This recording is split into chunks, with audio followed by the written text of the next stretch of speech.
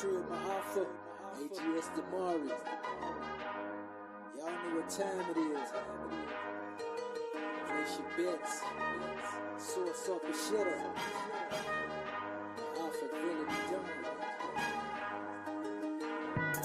Debate Coliseum, you pseudo sideline. Yeah, I got plenty motion. You blind, lead the blind. I'm in the HOK, sourced up and ready. I got the drop on every op. Yeah, who wanna test me? Debate Coliseum, you pseudo sideline. Yeah, I got plenty motion. You blind, lead the blind. I'm in the HOK, sourced up and ready. I got the drop on every op. Yeah, who wanna test? Step with a cane and top had to match. A Lord of Ice, supreme ruler, that's right in his act. Double or nothing, 2 for 1. That's how I'm coming. Do the math and do the knowledge. I'm March 100.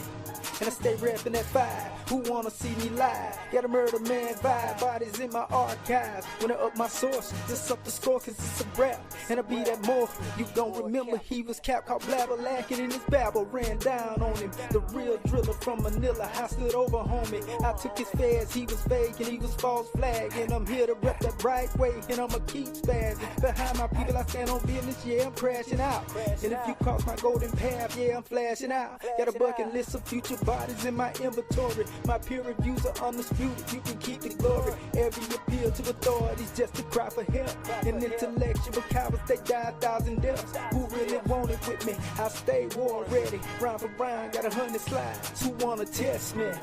Debate Coliseum, you pseudo sideline. Yeah, I got plenty motion. You blind, lead the blind. I'm in the HOK, sourced up and ready. I got the drop on every op. Yeah, who wanna test me? Debate Coliseum, you pseudo sideline. Yeah, I got plenty motion. You blind, lead the blind. I'm in the HOK, sourced up and ready. I got the drop on every op. Yeah, who wanna test me? Godfather green light, I'ma whack 'em all. It's time to clean up the platform and tax 'em all. Know it like you owe it, the elder sent me for it. Retaliation is a must and that Canopa's bogus. It's pseudo killer be killed when I'm in the battlefield. They say steel sharp and steel, my real isn't real. Yeah, this that simmer talk and I'm ready to drill. Train to go and fully equipped to break that Roman seal. Grinding the powder and get power to the masses. If it's smoke, then it's smoke, I'ma get axed. Tell them come with it. Done did it, we split it, they can all get it. I got 7 deadly venoms, been sick with it. I can behead them in public and still get acquitted. I put in work on house niggas and tell them I hit them. I'm that runaway slave they wanna capture. I took the whip from his hand and punished master. He's just another widow son of a bastard. I wage war on infidels and call them Kafirs. If sa.neter give me that card in your chapter. Knowledge is power, test mine and I'ma smash it. Coliseum, you pseudo sideline. Yeah, I got plenty motion. You blind, lead the blind. I'm in the HOK, sourced up and ready. I got the drop on every op. Yeah, who wanna test me? Debate Coliseum, you pseudo sideline. Yeah, I got plenty motion. You blind, lead the blind. I'm in the HOK, sourced up and ready. I got the drop on every op. Yeah, who wanna test me? Come on, man, yo, I gotta stop talking when I'm putting my sound effects on. I'm saying oh for a reason. You see that young to see, you don't need champ in the building, goddammit. He ain't afraid to pop up in this mud, huh? He ain't afraid. Y'all playing yourself. That's right. Yeah, what you talk that talk. The man didn't ask you nothing about what's important. He's asking you, he's challenging you to do something. Okay, he ain't asking y'all, is it important? Y'all was talking that bungo shit. The man popped up. He's challenging y'all.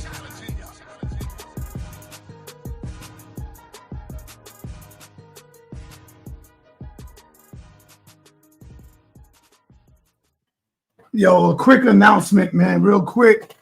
I'm gonna be slowing down off the YouTube. I want y'all to know that. I'm gonna slow down off the YouTube. I'm getting tired of it. I'm getting tired of this shit. YouTube is targeting me. They targeted me. And they don't want me to get the information out. They don't want me to get the knowledge out. And let me tell you how they targeted me. You know them suck-ass niggas, them niggas that was flagging my channel constantly because of jealousy. You know, when you get your channel constantly flagged, they begin to put it in, take it out of the algorithms. So you see, I've been live so far for 5 minutes and they only let 60 go to let the people know I'm live. You know how many subscribers I got? I got 200,000, 200K plus 2. Right? Imagine that. Look at that. Only 62 comes out because they are not sending out my notifications.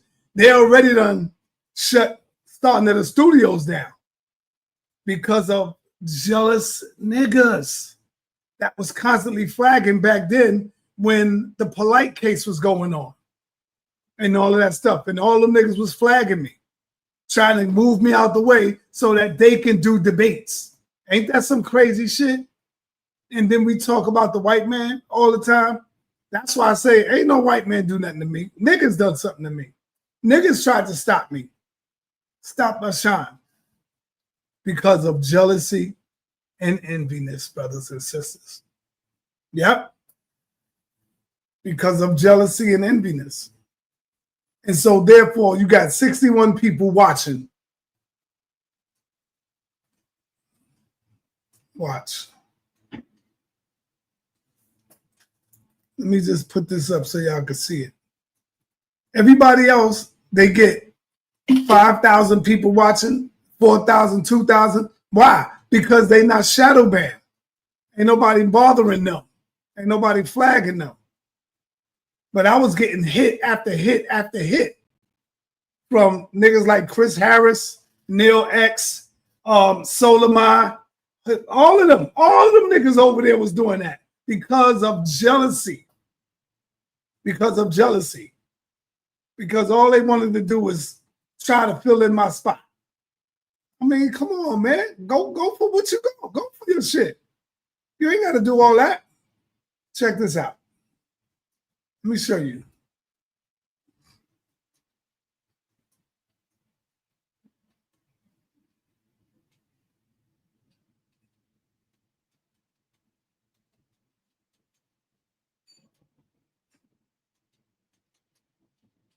Let me show you this part right here. Damn.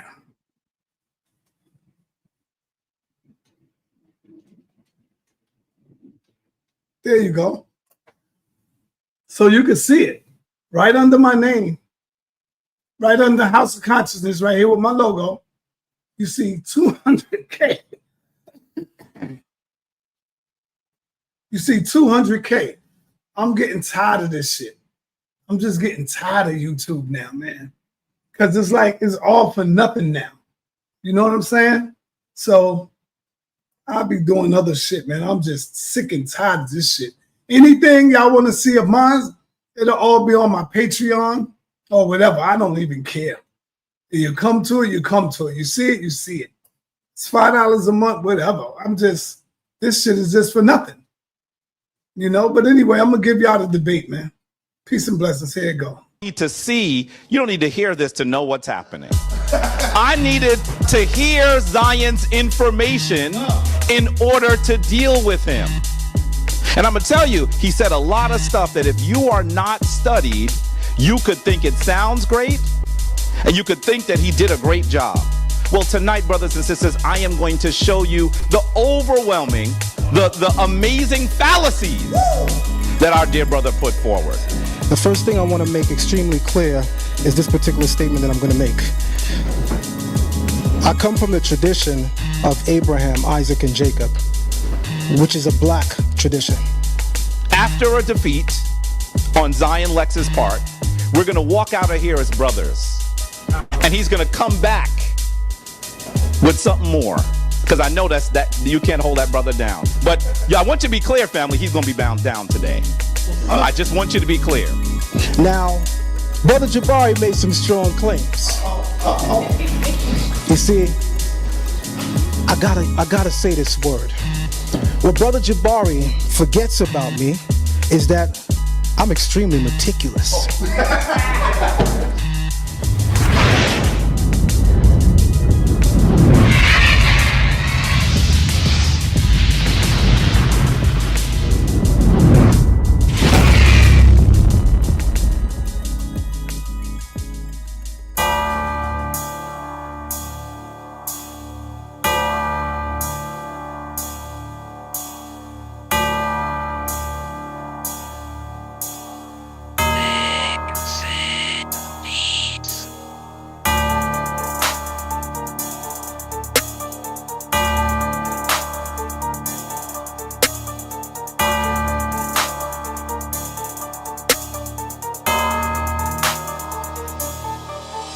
round of applause joining us here on this Sunday night. What's this, the 12th? It's 12th, right? All right. Y'all come out. It's cold now, right? It's not cold. Shoot, yesterday it was cold as hell. Yesterday we didn't come outside and teach. That's how cold it was. Yes, I gotta have them clothes. All right, so now y'all know we're gonna get right into the event today. If y'all don't know Jabari and Zion, I think y'all should know both of the participants in it. Okay, so y'all know the history that they've had thus far. They had the first interaction where Jabari and Zion had their first sit down, and during their sit down, Jabari brought up Zion's book, and that seemed to flutter Zion a little bit. Then they had the second debate about Ma'at, and it seemed like Zion was able to get it back. So now today they're doing the origins of civilization. So Jabari is going to present his information to bring out what he feels will be the origin. Zion will present his. What I want everybody to pay attention to is not the participants, so to speak, as much as the information. Like those on the Kemetic side may get so enamored with Jabari that they may negate Zion's, or they may be so enamored with Zion and negate Jabari's, and we'll be missing the information, which is what this is really all about. So I'm actually looking forward to the debate myself. So what I'm going to do first is give you a little background on Jabari. This is his bio. If I pronounce the name wrong, I think I'm going to get it right. But Jabari Osaze, that's correct, right? Osaze, okay. Has studied ancient Africa for over 25 years. So although he may be new to some people, including myself, he has a 25-year background on ancient Kemet, correct? Is focusing primarily on ancient Kemetic history and spirituality. Brother Osaze, I said that right? Okay, I just don't want, listen, I'm a stickler because people butcher my name, so I just want to make sure I get your name right. Osaze. Okay, Brother Osaze has led annual study tours to Egypt since 2002 in partnership with the African Genesis Institute. More than 3,000 people seeking to uncover the wisdom and accomplishments of ancient Africans have taken to these epic journeys. He has also led monthly tours of the world-renowned Egyptian collections of the Metropolitan Museum of Art, the Brooklyn Museum, the University of Pennsylvania Museum of Archaeology and Anthropology, the Oriental Institute of the University of Chicago, and the Museum of the Fine Arts in Boston. This brother has definitely been around when it comes to studying the ancient Kemet studies. Brother Osaze, oh shit! All right. Obtained his Bachelor of Science degree in Human Services and Africana Studies from Cornell University. He began focusing on the practice of ancient Egyptian Kemetic ideal. He currently serves as the chief priest of the Shrine of Ma'at. Mr. Osaze obtained his Master of Science in Administration from the Metropolitan College of New York and is a doctoral candidate at the University of the Metaphysical Sciences. In 2006, he and his wife, Anika Daniels Osaze, I got that right? Yeah. Co-founded the Center for the Restoration of Ma'at, an institution devoted to the application of the ancient African ethnical paradigm in our daily lives. He is the executive producer and co-host of the weekly television show Kemetic Legacy Today, the Journal of Ancient Kemetic and Ancient African History and Spirituality. The consummate historian and priest, Brother Osaze teaches a variety of courses on ancient African history and lectures on a wide variety of historical and motivational topics. He is a proud resident of the village of Harlem of New York. Give the brother a round of applause. All right. Zion's ain't that long. I ain't got to talk that much. I just had to read a whole bunch. But Zion, you know, he's been in the, whether you call it conscious community or Israelite community for quite some time. Again, we may not know how long, but he's been in, I've only been inactive with him maybe about 3 or 4 years, something like that. But he's been in the community for a while. He's a Hebrew linguist, etymologist, a serious one too. It's more modern Hebrew than ancient Hebrew where we speak, but the brother can definitely read it, break it down, and give you the definitions of it. He's very skilled at it. It says an author of 3 books currently available on Amazon and Barnes & Noble's online bookstore. He's been practicing the Hebrew Israelite faith for over 25 years, so he has the same time length as Jabari would have with the Kemetic studies, and he is more than, oh, you want me to say that part too?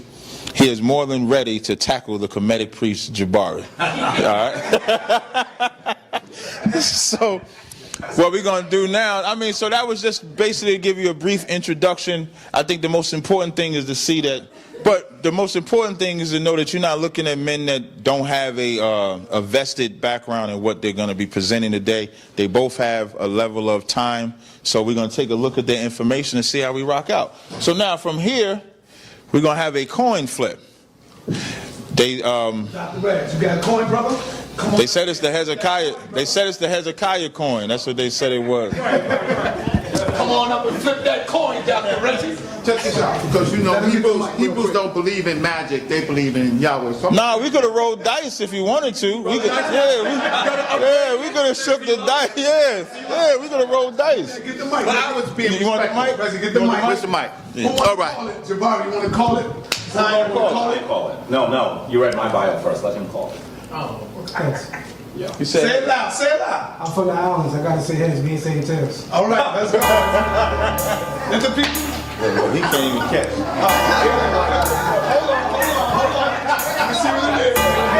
Now, right there. It don't matter if it falls or not. Does that mean he get to pick who goes first? Yes. Okay. You get the pick who go first. So who do you want to go first? We're going to give Jabari 5 minutes. Your 5 minutes starts when you touch the mic. All right? So everybody give Jabari a round of applause.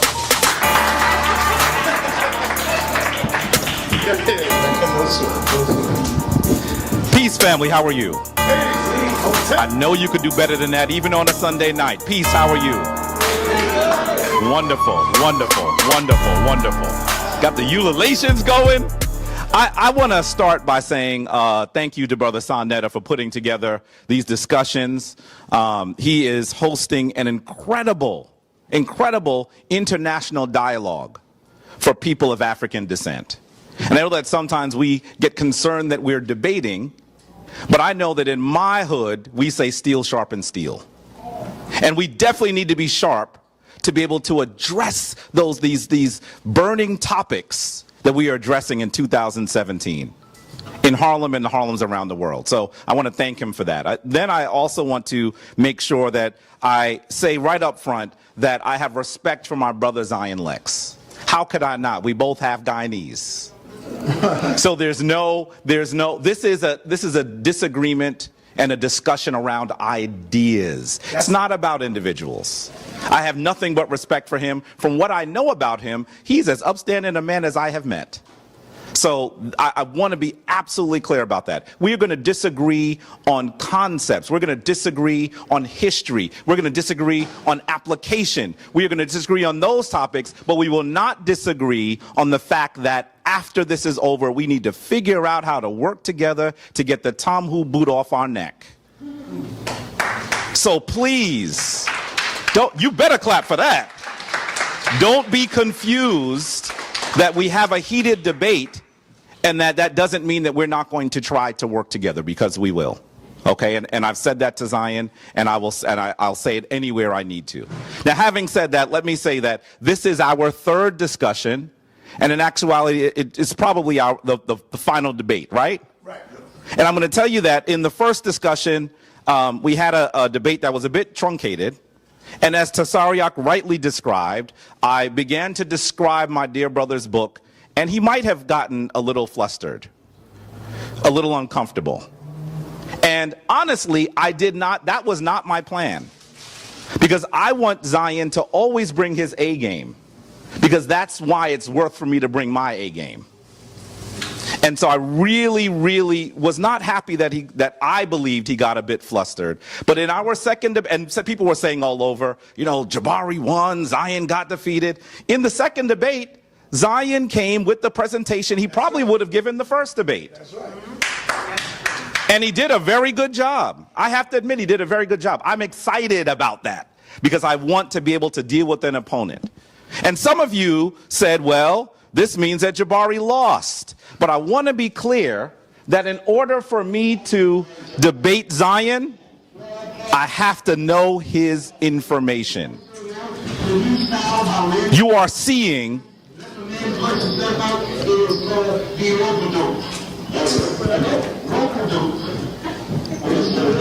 Turn it up. So you can put the speaker to it. I'm not even sure of how this goes up. This the rope-a-dope. You gonna be doing the rope-a-dope. So basically what you need to hear.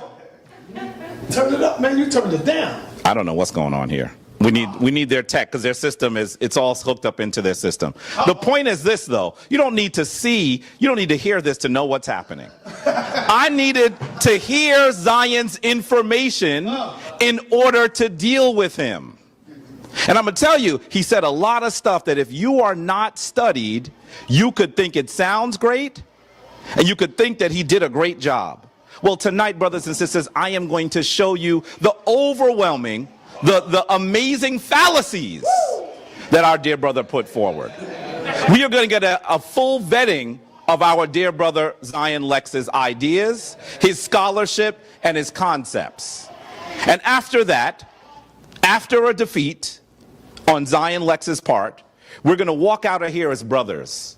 And he's going to come back with something more. Because I know that you can't hold that brother down. But yeah, I want you to be clear, family, he's going to be bound down today. I just want you to be clear that he's going to be down today. I've looked at his information, and this is exactly what's going to happen. So I'm looking forward to a spirited debate. I'm looking forward to my brother Zion Lexx. Okay, I'm looking for my brother Zion Lexx to actually afford himself well. And family, I just have to say, I am so happy that so many of you came out on a cold Sunday night to listen to us talk about history. Peace. Yeah. Well, we're going to find out if that's the case or not. All right. So now we're going to set the clock for Zion Lexx. You're going to get the same 5 minutes. Do you need any screen time? Set anything up? You ready? All right. No sweat. I'm glad I can keep y'all interested. That's how it's going to be in the middle, so y'all won't go to sleep or anything like that. So I want to give Zion Lexx, I give that brother a round of applause. Your time starts once you touch the mic. Thank you very much, Brother Tazariak. First thing I want to say is peace and love to the House of Consciousness. Peace and love to the black community. Peace and love to the listening audience who are watching. And peace and love to everyone who took time out of your Sunday to be here with us. The first thing I want to make extremely clear is this particular statement that I'm going to make. I come from the tradition of Abraham, Isaac, and Jacob, which is a black tradition. When we understand that Israel is Northeast Africa, by extension, you would call it an African tradition as well. Whenever we spoke about other African traditions in the congregation that I grew up in Brooklyn, New York, going back to 1994, when I was 15 years old, I'm now 38. God, thank the Creator, I just made 38 this week, Tuesday, November 7th. Yes. Whenever we spoke about other African traditions, although we had our differences of opinion with it, we understood that it came together to form a complete picture of what African consciousness was supposed to look like. It doesn't mean that everyone had a piece of that puzzle that we could relate to, but we didn't think that we were so great that no one's pieces was irrelevant. Tonight is about the relevance of my piece. It is not about destroying Kemet. Pay attention to every dialogue you've seen me do with Kemet. It's always been a counter rebuttal to the claims of plagiarism. The Bible is the offspring of everything that comes out of Kemet, or is the offspring of Africa. But then these same spiritual teachers and leaders will tell you correctly that Israel is in Africa. But when they go to talk about our traditions, they separated from African tradition, which I have a problem with, because one of the greatest master teachers in this community, his name is Dr. Yosef Ben Yochanan. In the year 1977, he was given an honorary teacher's degree at Beit Shalom Hebrew Congregation in Brooklyn, New York, which is essentially where he started. And you have to realize with this, with the 30, 40, 50, possibly 60 or even 70 trips that he took to Kemet, he never changed his name. There was something special that he always understood about the greater picture of African consciousness. Sometimes we like to focus on a locale, and we say Kemet is the greatest. We have Hebrews that says that the Hebrew tradition is the greatest. Well, I'm here to show you that there was greatness in every facet of thought, and we are simply here to tell our story. Now, Brother Jabari made some strong claims. You see, I gotta say this word. What Brother Jabari forgets about me is that I'm extremely meticulous. You understand me? Meticulous to the point that you must study and know your opponent. I won't say enemy. That is a black man. That is my brother. I hope we will never be enemies. But we are in opposition conceptually in our dialogue today. And what I want to say to you, Brother Jabari, is you made some major mistakes when you asked me to focus on this judgment scene. You see, I wasn't familiar with what the words were saying on the judgment scene, so I actually took 1.5 years studying it so that today I could read it. So I'm actually going to retell the judgment scene, and I actually challenge anyone in the audience who knows the sa.neter to either correct me where I'm wrong or just add your 2 cents.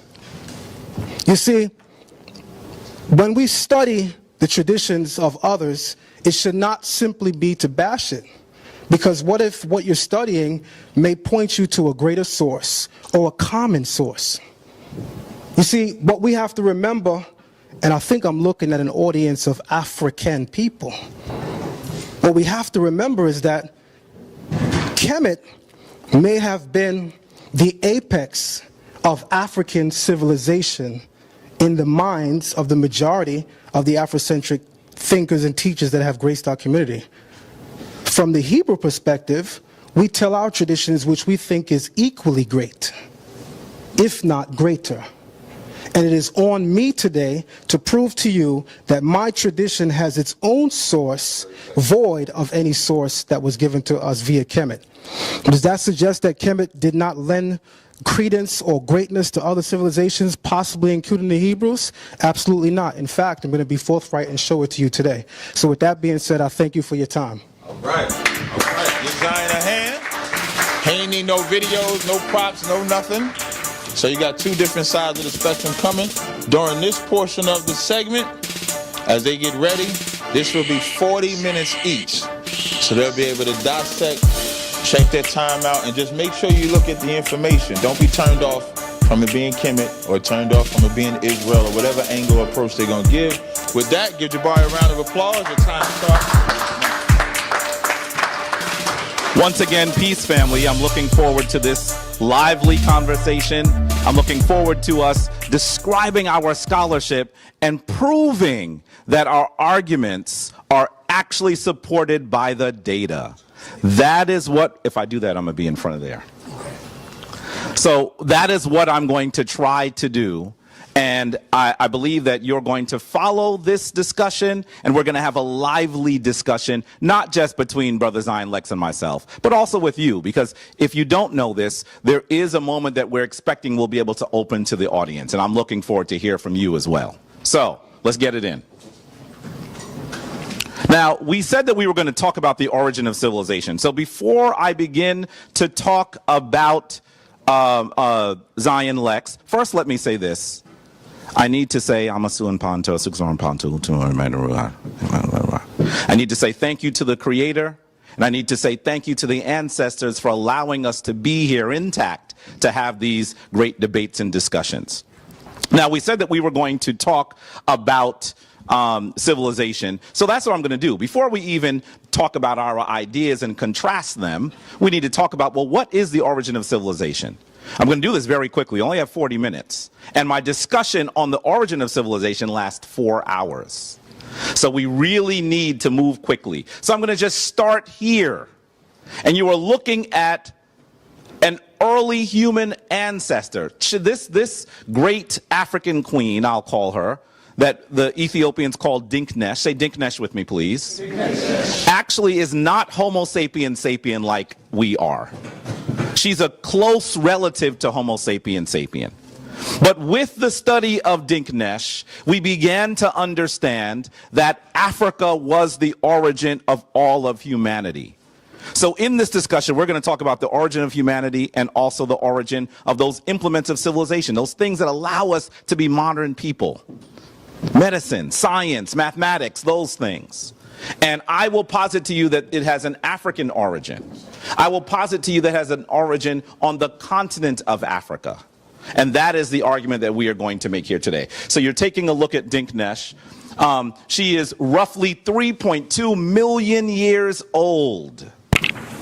Extremely old. Now you've probably heard her called Lucy. That is not what the Ethiopians who assisted in the excavation of her bones called her. That's what the Tambu, the Europeans, called her, because they were listening to a Beatles song on the radio.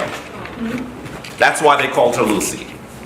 And so our African ancestors, they are ancestors now, most of them, refuse to use that name. Dinknesh means you are wonderful. And so please take a look at an early ancestor. I also want you to recognize, okay, we'll leave it there. Come on, work with me. That when this edition of Newsweek hit the stands on January 11th, 1988, it created a shockwave. How many of you remember when this came out? Some of you do, right? Some of you with a little gray in your beard and you're here, remember this one, right? I know I do, because my father brought it home in a paper bag and treated it like it was so important that I could barely touch it.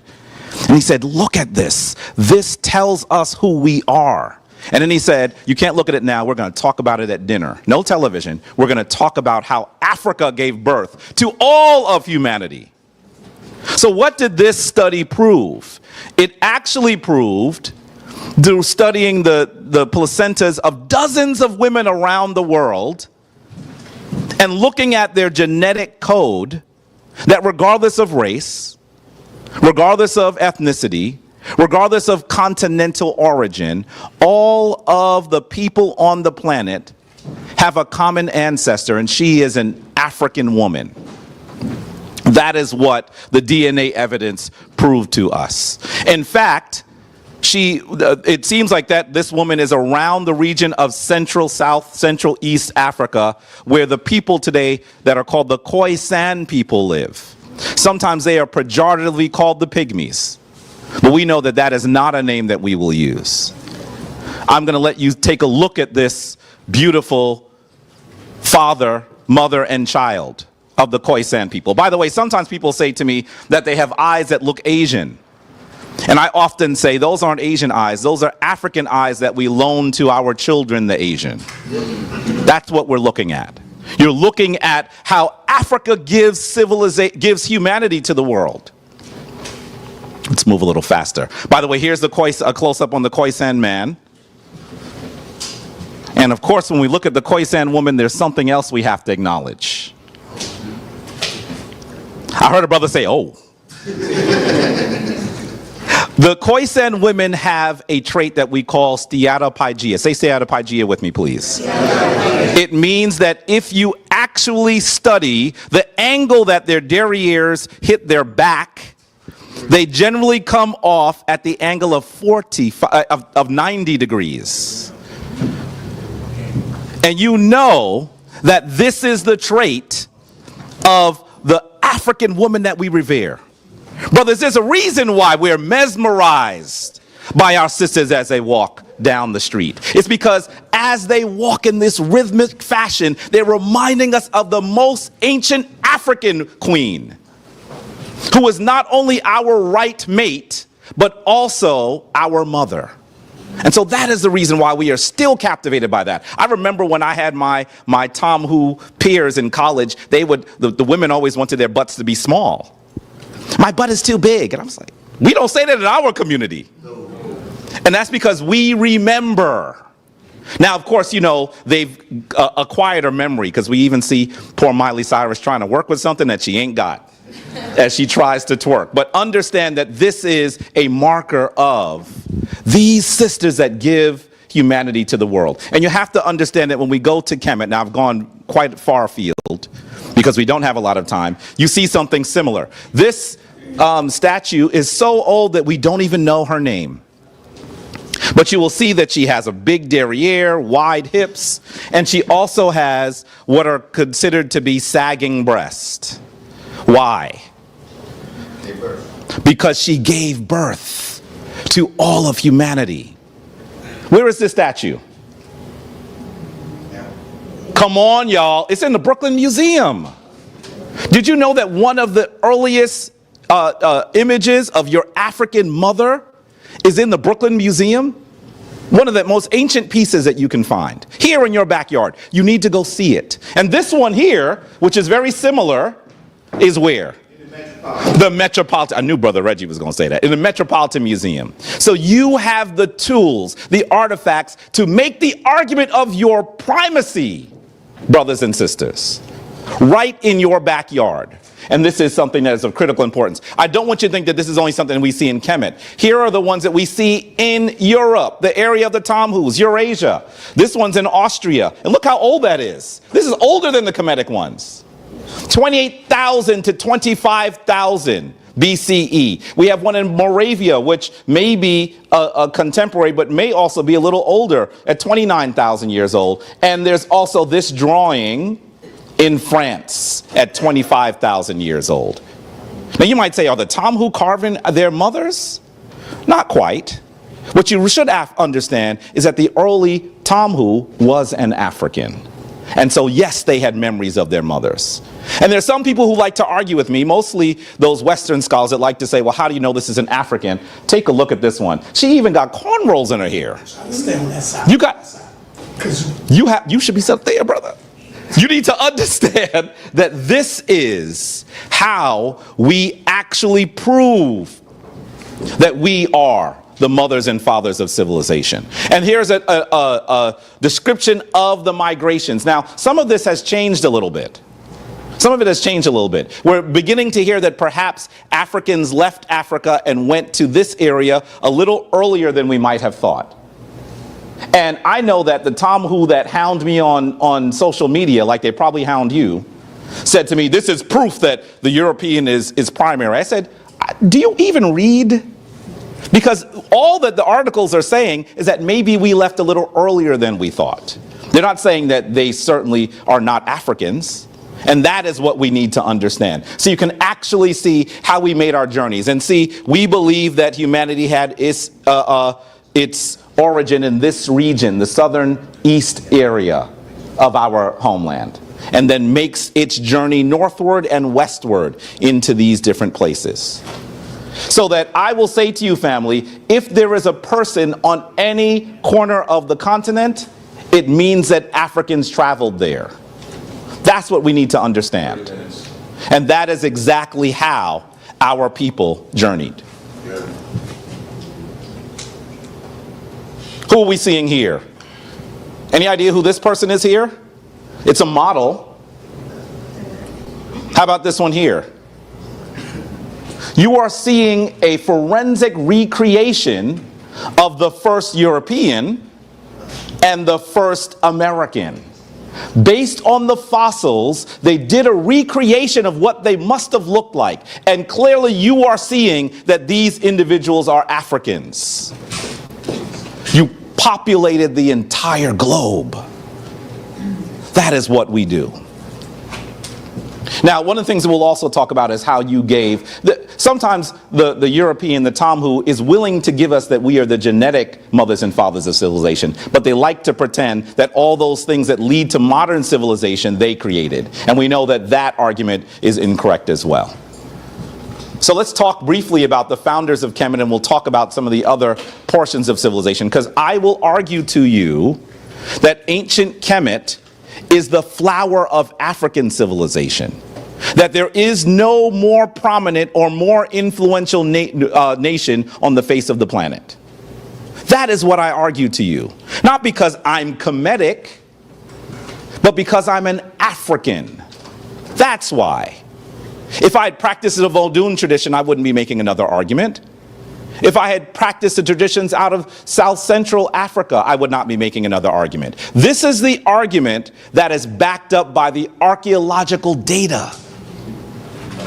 That your Kemetic ancestors gave civilization to the world. Were they Middle Easterners, as this Geico commercial would like you to believe? In fact, this is a History Channel documentary, and this is supposed to be Imhotep. I have never seen Imhotep depicted as a fat Arab guy. But that is what they would like you to believe, that they are Middle Easterners, which in itself is a racist term. Middle of where? What the European did is they actually dictated where everyone was in the world in relation to themselves. If we continue to use the word Middle East, not only does it steal the genius of Northeast Africa, but it allows them to once again make themselves primary. And we also know that they aren't Eurasians, like was depicted in this movie, Exodus of Gods and Kings, where you see Christian Bale and Joel Edgerton as the two major characters. This is something that we need to refute. Now, let's be clear. The Kemetic people tell us where they came from. They tell us where they came from. All we have to do is listen to them. This particular document is called the Palette of Namer. It is usually considered the world's first historic document. And you actually see the story of a man who comes from the south. You see him wearing the bulbous crown of the south. And he actually goes north to beat up the people that were on the coast. Some people argue that they may have been foreign people that entered Africa. And that these people, the Africans in the interior, came forward and reclaimed the rest of the continent and made Kemet live.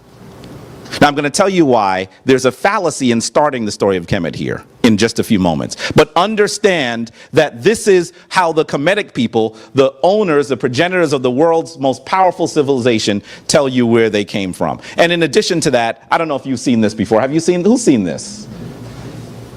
I'm going to tell you that there isn't a documentary that doesn't describe Namer as the first king of Kemet, but they never show you his face. You would think that there is no image of Namer other than on the palette. Well, this actually comes from his tomb. And the reason why they don't want to show it to you is because his nose is wider than anyone in this room. His lips are thicker than most of the people in this room. And he is comfortable in his African features, knowing that he at this point is the most powerful man in the world. You should also know that one of the other ways that we know that Kemet's civilization comes from the south, comes from the interior of Africa, is also because they tell us that they come from this region, a land they call Punt. Say Punt with me. Sometimes it's translated Puanit. And so as you look at it, you'll see that many rulers sent expeditions into the interior in order to reconnect with their people, their family, in the area where they came from. This is actually an image of the king and queen of Punt during the time of the great queen that ruled this king known as Hatshepsut. Say Hatshepsut with me. We must say the names of our ancestors so they continue to live. And so we see here Queen Eti, please say Eti, and King Perehu. By the way, I think it's quite humorous that she's a very large lady with a very large derriere, and he's just a skinny dude, right? But he loves her dearly, and they are the ones that are ruling this great nation. And so when our Kemetic ancestors during the reign of Hatshepsut go there, they carve their images in stone so that those images of these great Africans will live on into eternity. Now, here is where I'm going to say that this is an error that many people in my camp, I'm talking about as my historical camp, not my spiritual camp, make. We describe Kemet like it begins during its unification. This is possibly where actually even our dear brother Zion Lexx has some of the confusion around where history begins. Because we describe Kemet like it begins when it's unified. But that's kind of like describing Texas, describing the United States when the Louisiana Purchase occurs, right? And so we have to understand that there were high-tech civilizations that existed in this area that we call Kemet long before the unification. There was a great king that came forward to unify Kemet. What was he? He was a great king already. So there was already civilization here. One of the ways we know this is we see this stone circle at a place called Nabta Playa. It is believed that this is one of the ways that your ancestors studied the stars for thousands of years. This site is at least 7,000, dated to 7,000 BCE, which means that it's about 9,000 years old. Now, you've all heard of Stonehenge. But almost no one talks about Nabta Playa, which is at least 4,000 years older, if not older than that. This is an amazing story of what your ancestors did and what you gave to the world. By the way, scholars, I'm going to cite this here, Wendorf, Fred, Schild, and Romulad, came out with a study in 2000. They studied the site around Nabda Playa, and they are now arguing that there was a high-tech, highly organized society that existed in this area. This is the area right below modern-day Kemet, sort of on the near the Sudan. And actually, they believe that people were in that area in an organized fashion as early as 10,000 BCE. 10,000 BCE. Now let's talk about some of the problems with our brother Zion Lexx's scholarship. Because one of the things that you're going to hear is he's going to attempt to argue that Sumer gave birth to Kemet. And I want to be absolutely clear. Sumer is a group of African people. These are Africans. They call themselves the Nasa Giga, the Blackheads. And so this is a powerful nation that is a contemporary of dynastic Kemet. Not Kemet before it becomes an empire of two nations, but of dynastic Kemet. It is a contemporary and influential. But you have to understand that Sumer existed from around 4500 BCE to and this is the latest possible date, 2004 BCE. So it doesn't last nearly as long as Kemet and is not nearly as influential. Brother Zion, in order to make his argument that he sees so many similarities between Kemet and Sumer must be primary, he is going to smash together 3,000 years. I'm going to show you him do it here in a few moments. That's the only way that his arguments work.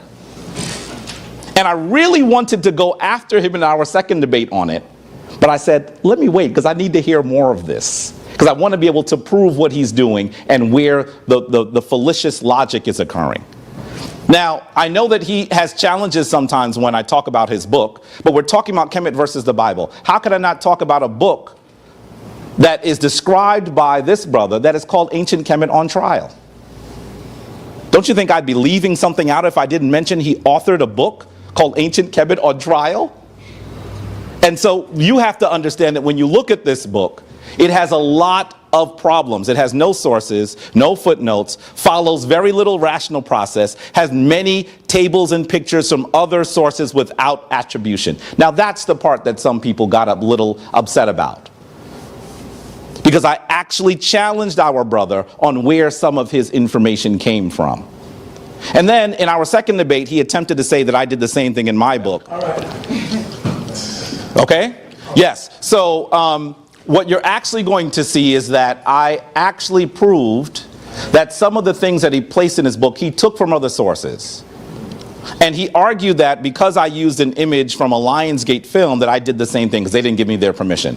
Fair use means that if you are critiquing the source and you cite it, you can use it legally.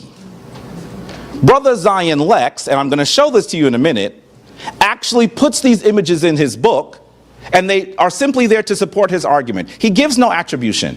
If you were not familiar with the work, you would think that it was his work. That is what we call plagiarism, not plagiarization, plagiarism. Plagiarism. And so this is something that we have to address. Now look at this very clearly. He actually argues that the Kemetic deities are actually Sumerian invaders. By the way, he's pretty much the only person that makes that argument in the last 30 years. No one else, that argument has been thoroughly refuted by everybody. And he pretends that if something happens during the Assyrian reign at 2500 to 610 BCE, it must be attributed to Sumer. So in doing this, what he does is he tries to say if the Akkadians did something that looked like Kemet, because they live in the same area that the Sumerians did, it must mean the Sumerians gave it to the Kemetic people. That does not make sense. That does not make sense. So, in fact, you know what? Let me do this. I want to go to another slide real quick and come back. It's at the end. Let me go to a slide real quick so I can show to you sort of what I think he's doing. Our dear brother is doing this. Look at this proud First Nations man. whose people have lived in the United States for tens of thousands of years. Does this image look uncomfortable to you? That's what Brother Zion is doing logically. Because Donald Trump lives in the same region as the United States, he must be the same people as the Native Americans, right? That's what he does when he looks at things that the Akkadians and the Babylonians and the Assyrians do and say, well, this must be the Sumerians. That's the problem with the logic that his book brings forward. And we have to make sure that we are able to see it, able to understand it, and able to refute it. So here's the area of Cush, of Sumer. And I want you to understand that it begins not that long before Kemet. The other thing that he does is he looks at when people were in the region, not when they had an organized, powerful society, and he says this is Sumer. But at that point, I could look at 10,000 BCE as the beginning of Kemet. I would not do that because the Kemetic society, as Kemet, called Kemet, begins at 3200 BCE. I can't just look at when people are living there in an organized society. But if that is what he'd like us to do for Sumer, then we need to do that for Kemet as well. We need to say that Kemet starts at 10,000 BCE, much before there are people that are in organized forms in this area that we call Sumer. But you might also ask, well, why is he so focused on Sumer? He's not going to tell you that.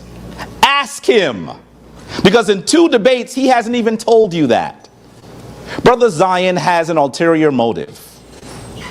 He is attempting to say, and if you read his book carefully, that the people of Sumer spoke a Semitic language, that the people there were populated by Semitic people, because what he's trying to say is that the biblical narrative predates ancient Kemet. Who in this room would not laugh him out the room if he said it clearly? That's why he wants to talk about Sumer, because he's trying to say that Sumer and the Bible predates Kemet. He's trying to create supremacy, primacy in the Hebrew story. There are no scholars that do that. He is on his own. And if he said it to you plainly, you would laugh. Make sure that he doesn't get away with pretending that he's not saying that. And he then will say, well, we're talking about African people. I am not disputing whether Sumer is African. I'm just saying that Kemet comes prior to it. And I honestly, seeing what he's really trying to move, his ulterior motive here, that is a little offensive to me. And so that is where you see possibly sometimes a little venom come out. One of the reasons why he's saying that is because in the biblical story it says that Abraham comes out of Chaldea. That's why he's making this argument. He's making a biblical argument, and he wants to pass it off like it is a historical argument that is supported by excavation. It is not. He got that, and he's going to say to you that he's not reading the King James Bible. This is from the King James Bible, y'all. Come on. Come on. You have to understand what he's saying to understand how fallacious it is. And that's what he's doing. You should know, and this is where it says, I am the Lord who brought you out of Ur of the Chaldeans to give you this land to possess it. First of all, you should understand that that region is not called Chaldea during the time that the great city of Ur is there. So right off the bat, the Bible has an anachronism. It's almost like saying, I want you to come out of the Native American land that you find by the Empire State Building. Anachronism. That is what he's doing. Don't let him get away with it and do some intellectual flim-flam on you. He's an articulate brother. Don't let him get away with that. It doesn't make sense. No one would argue that except this dear brother right here. Now you need to also understand that scholars for a very long time have argued that Abraham, the person he said is his ancestor, by the way, is not a historical character. I don't have a problem with it not being a historical character. Some people might think I'm saying Abraham is a lie. That's not what I'm saying. In my Kemetic tradition, there are many people that we cite, many deities that we describe. I'm not arguing to you that they are actually people that lived and walked. I don't believe that Asar, who the Greeks call Osiris, was actually a man. So if you are comfortable with, I'm comfortable with Abraham being a mythological character. That doesn't take away his power, but then don't try to claim something by making him a historical man.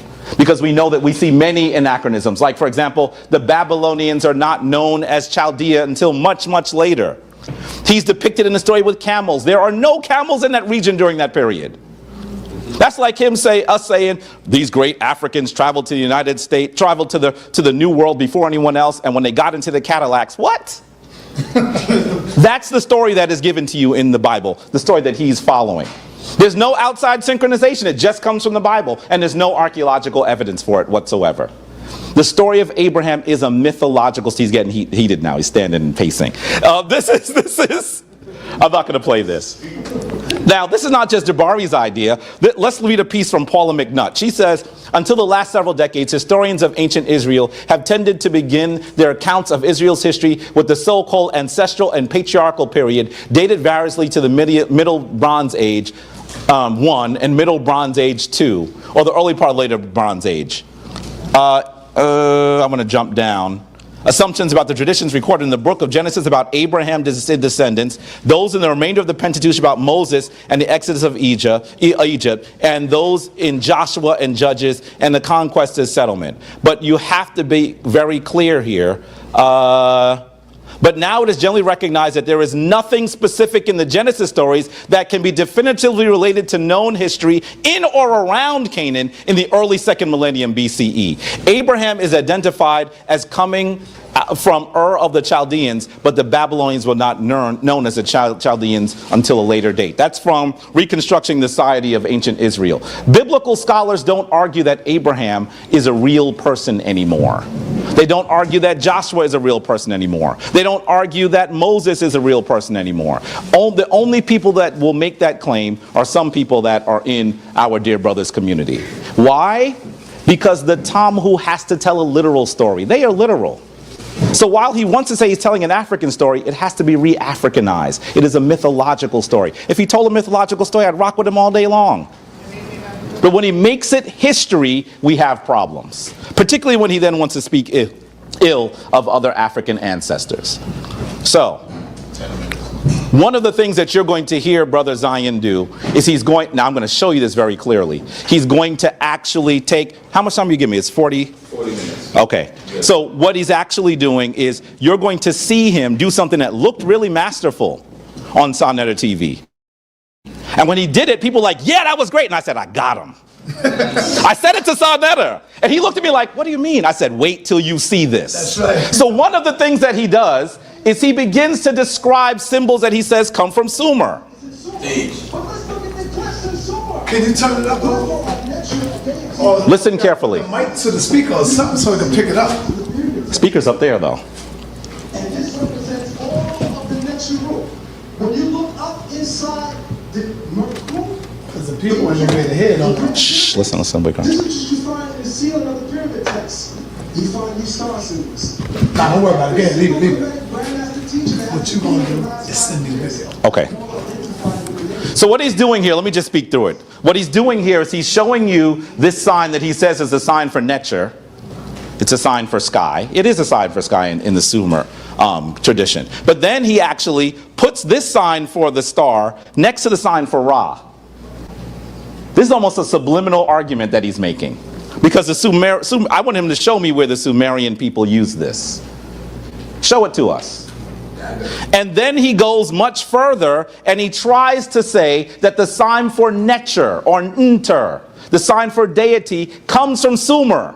So obviously if the Kemetic people named the names of their deities by the word from Sumer, with the glyph that comes from Sumer, then there's something wrong. Well, first let me show you this. He says in there that these stars are the ones that you see on the temples of Kemet. Zion, don't make that argument. Please don't. Because you're talking to someone, you're talking to someone who goes there regularly. Here I am about 10 years ago with a group of children. These kids are adults now. In the temple of Karnak. And this is what you see. A 5-pointed star. Not a 6-pointed star. Not a 6-pointed star. It is not what you see on the temple ceilings. That is the argument he makes here. If you could hear it, you would hear it. I'm sitting there going, brother, have you ever looked at the image? Don't say it to me. A person that's made 14 trips and in 2 weeks will make his 15th trip to Kemet, who has taken over 3,000 people to see these artifacts and these monuments. That's poor scholarship. And if you didn't know what he was saying, it sounded good. I know a lot of brothers on the corner that sound really good. I'm hoping that our brother is not getting his scholarship from them. And then he does this. He shows you now listen, even the person that brought me into the tradition said, brother, do you see the image he uses for neter or necher from Sumer? And the one he uses for Kemet? They're remarkably similar. And that's what he says. And then he says, I'm going to drop the mic. And I said under my breath, you need to pick that back up along with a book so that you can study a bit more. Because this is a very poor argument. But that's what he does here. In order for this to look like this, you have to smash together 3,000 years. Let me show you. Now this comes from this book, Language, Its Structure, and Its Use by Edward Finnegan. By the way, it comes from someone who was actually a linguist, Brother Zion. This sister here who has a degree from Cornell University in linguistics. When she saw it, she said, "Ooh, that's a really poor argument." I said, yes, but if you didn't know, it sounded really good. So let's look at the image he showed you. Do you see this is the image for Necher? Supposedly from the Sumerian people, the people from Sumer, right? And this is supposed to be the Kemetic one. And this is the Kemetic symbol. But let's look at the development of the language of Sumer. Right here. Can you see this line? So this is the Uruk. This is around 3300 BCE. This is the symbol. By the way, it's not even the symbol he showed you for sky at this period he tried to pass off a few moments ago. But he didn't think I had studied Sumer. Why would he think I hadn't studied Sumer? If he read my bio, and I know Brother Tazariak didn't notice this either, I said I'm a scholar of ancient African history. My degree I'm not an Egyptologist. My degree is not in the study of Kemet. My degree is in Africana studies. That's what my degree is in. So I knew that when he said it, I said, that don't make no darn sense. And I'm going to show it to you all, family. So take a look at, this is the symbol that he shows that supposedly leads to the Kemetic symbol. So this is 3100 BCE. By the way, at 3200 BCE, 100 years earlier, we begin to see it in Kemet. This is the one they're using at the time. It isn't until here. Can you see what time that is? What period is that? Can you read it? 1700 BCE, that symbol that he tried to pass off as a symbol being used here is used. You are seeing the influence of Kemet on the Assyrians. That has nothing to do with Sumer. That's really faulty scholarship. And anyone who had read 2 books would have slapped him on it. This is really important. That's the kind of fallacious work that you saw him do. If we had more time, I'd actually play the video. I'm not going to even talk about what he says about boats. Yes, I'm going to go to that later. And possibly he'll say something that leads me to this. I want you to take a look at this. Here's another one. This is from page 45 of his book. This is his book. And he seems to argue that the Sphinx, or the Heru Amakhet statue, as we called it in Kemet, comes from Sumer. And this looks a lot like a Sphinx statue, doesn't it? By the way, Brother Zion, where is this statue at? I know he does not know that. I know he does not know that.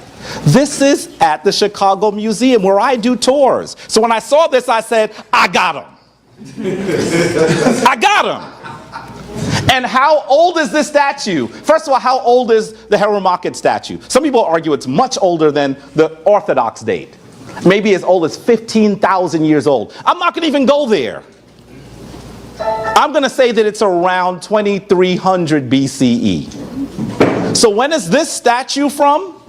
About 721 to 705 BCE.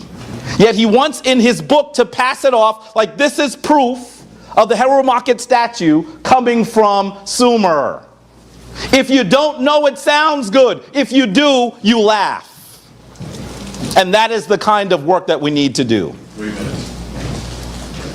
I'm not going to talk about what he says about Nimrod unless he describes it himself. By the way, when I talked about Namr, I'm not just talking about images I saw on Google. My queen and I traveled to London where that piece is found to see it. Yes, we got on a plane 8 hours just to see this piece, because that's scholarship. That's the kind of work you need to do to reclaim the story of your ancestors. There is no amount of money that is too much for me to be able to tell how we gave civilization and humanity to the world. And I take great umbrage when someone attempts to misrepresent that story for reasons that he won't even directly tell you, because he wants you to once again be beholden to a biblical story. Stop it. Stop it. We cannot allow him to continue to do this. He also talks about this, I'm not going to even go into this. He tries to say that Heru, that the Greeks called Horus, comes from this city. The city of Ashur is 3200 BCE, but how old is this piece? That looks very similar. Once again, it's around 700 BCE. And the other thing that he has to do is he's never seen this piece, which shows us that Heru doesn't even come from Kemet. I would never argue Heru comes from Kemet. Heru comes from Kush, further south, because that's where civilization comes from. And if you went to the Chicago Museum to see this piece, by the way, about 2 months ago, I went to lead a tour there. He would have seen this image called the Kustal incense burner that has this on it. Do you see Heru standing on a Sarek? A Sarek, Brother Zion. You need to listen to this, because he's tried to argue the Sarek comes from Sumer as well. With a man with a bulbous crown, the crown of Lower Kemet. It's not Lower Kemet, it's the region. It's the lower area that is in Kush at this period. 1 minute. So brothers and sisters, let me just, and here I go looking at it. Here's another one that he tries to say is proof that Heru comes from Sumer. By the way, there's sa.neter there. So how in the world can he make that argument? It comes from the 8th or 9th century BCE. This is the kind of scholarship he does in his book. Wow. This is the kind of scholarship he does in his book. Don't let him flim-flam you out of your culture, out of your legacy, and out of your history. I really want to see this brother respond to this, because there is no response. I might as well give him $275 right now. So folks, with that, I thank you for partaking in this on a Sunday evening. You are clearly those folks that are prepared to reinitiate our ancient African societies. Thank you very much, and I'm going to look forward to the words of my dear brother. Keep the clapping going for the brother. He did 40 minutes. Okay, all right, y'all give a round of applause for my man Zion Lexx. He gets 40 minutes. Remember, give him the respect of the floor, all right? Okay, so here we are. I want to first and foremost again start off by giving all honor and praise to the Creator, Haboreh, El Eloheinu, Elohei Avraham, Elohei Yitzchak, Elohei Yaakov. Baruch et Adonai Hambarak, Baruch et Adonai Hambarak le'olam wa'ed. Baruch atah Adonai Eloheinu melech ha'olam. Asher bakar banu mikol ha'amim, v'natan lanu et torato. Baruch atah Adonai noten ha'torah. Hallelujah. This event is special and important for a great number of reasons.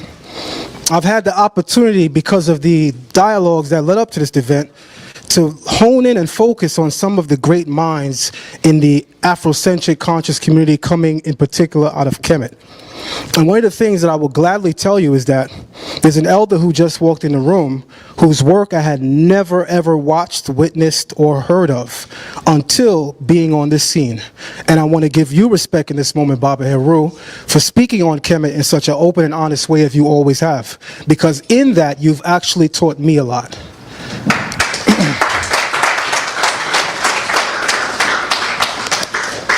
But make no mistake about it, I'm a multi-dimensional personality. I used to be in the hip-hop industry years ago. sa.neter did a video about it for those who may want to learn it. And I used to promote for people. I was a manager for some of your favorite stars, road manager. And one of the things that I always had a problem doing was getting people to help. I couldn't get flyers produced. I couldn't get flyers made. So you know what I did? I bought Photoshop, I studied it, and now I made flyers. I made today's flyer. What am I trying to do? Am I trying to impress you that I made the flyer for today's event? As Brother Jabari would want to have you believe with his snicker or his jest? No. When I'm honing in on something, you're going to find out in a couple minutes. When I set my mind on attaining something, I give it 110%. So I didn't know the MetaNetter before being immersed in the conscious community, but I can say today that I am certainly a student of it. And what is going to be a deciding factor in this particular dialogue with my dear brother Jabari Osaze is the veracity of what your text says versus what my text says. And I'm examining it from the vantage point of the language, something you've been open and honest about that you're not that astute with. Not to say you've never looked at glyphs and you're not familiar with various things, but you've been very open and honest to say that you are not astute. That is not particularly your field. But I decided that this debate was so important that I had to learn it and I had to interpret it for myself. So here we go. One of the most powerful tools of deception is your ignorance. You just heard 40 minutes of deception. Let me go back to the flyer, which again I designed, so you can focus on what today's lecture is about. The origins of what? The origins of what? Civilization. No, the origins of mankind. So you just heard 40 minutes of our dear brother, Jabari, not talking about the debate. But I'm going to give you 40 minutes or whatever I have left of the actual topic because I came here to deal with the actual topic. Now, I challenge anyone to simply look at your phone. We have smartphones today. Become smart in this moment. Look at your phones. Type in the signs of civilization. And then raise your hand when you find a sign of civilization that he produced in the last 40 minutes. Because he did not give you the signs of civilization, which would include farming, the building of major cities, irrigations, government, law, writing. He touched on that a little bit. I'm always transparent. Give credit where it's due. But not enough to speak about what we came here to discuss. Let me move over to the next slide now. Also, shout out to a brother who I definitely follow and respect his level of understanding in the MetaNetter, who just walked in the building as well from the Amun Ra squad, Brother Sanjeti.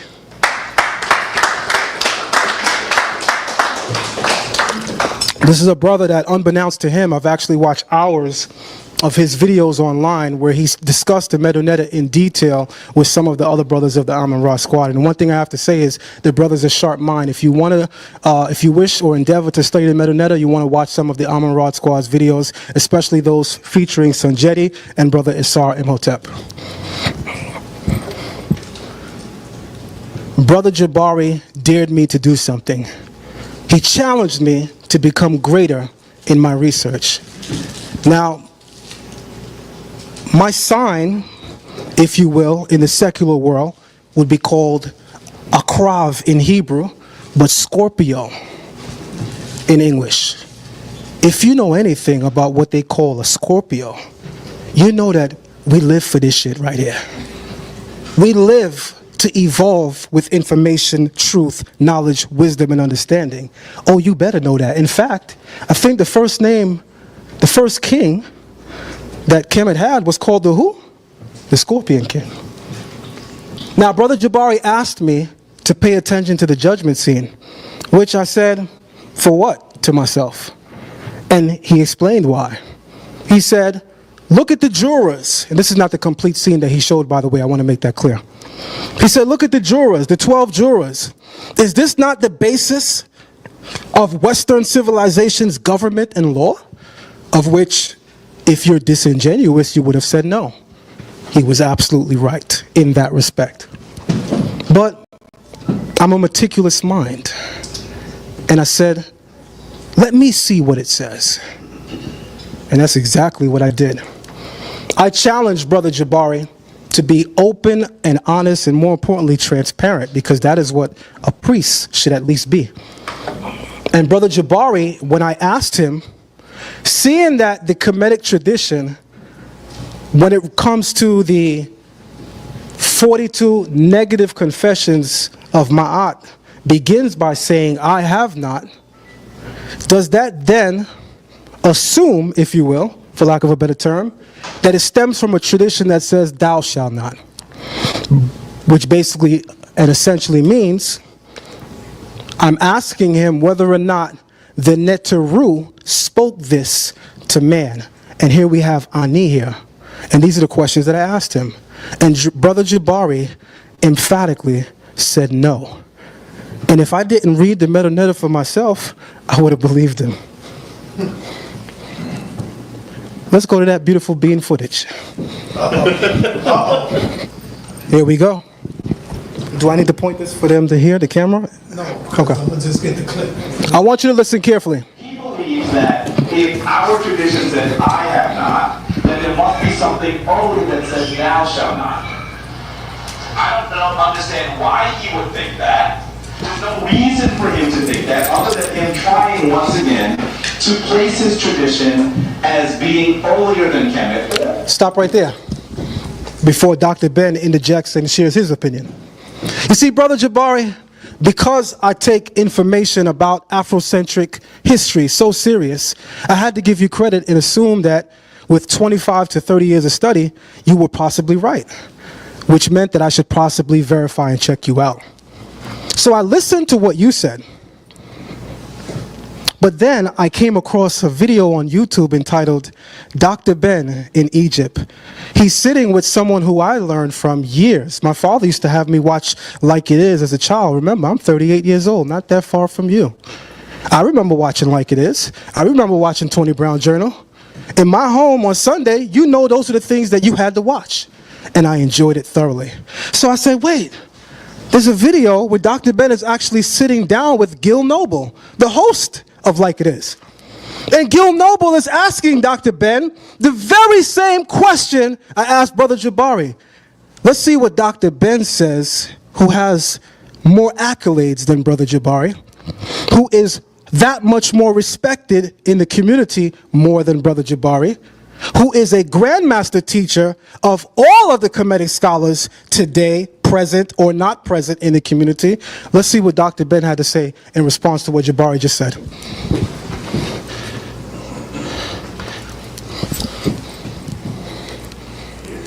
He believes that if our tradition says I have not, then there must be something holy that says thou shalt not. I don't understand why he would think that. There's no reason for him to think that other than him trying once again to place his tradition as being holier than Kemet. Or when you say negative confessions, that means we're going to start in the negative. Hail Ma'at, I have not killed man or woman. Hail Ma'at, I have not made light thy bushel. Hail Ma'at, I have not spoken ill of the God. So these would be the English word. I have not, as opposed to thou shalt not. It means that the order was issued already. This is the response to the English word. Did you hear that? Let's repeat that again, because I want you to hear that. If I have to waste my time, I want you to hear that again. And I want to say this before I move on, because this is something that occurred during my first sit-down. I'm willing to give another 50 seconds of my time just so you can hear clearly what Dr. Ben says. First, I'm going to tell you what he said, then I'm going to have him say it again. Get the mic. Then I'm going to have Dr. Ben say it again. Gil Noble, the host of Like It Is, asked Dr. Ben, so these are the negative confessions when it says, I have not. And Dr. Ben says, yes, it means that the order was issued already. And this is the response. Exactly what I said to Brother Jabari. I said that if your tradition says, I have not, it must stem from a tradition that gave the order, just like Dr. Ben says in this video.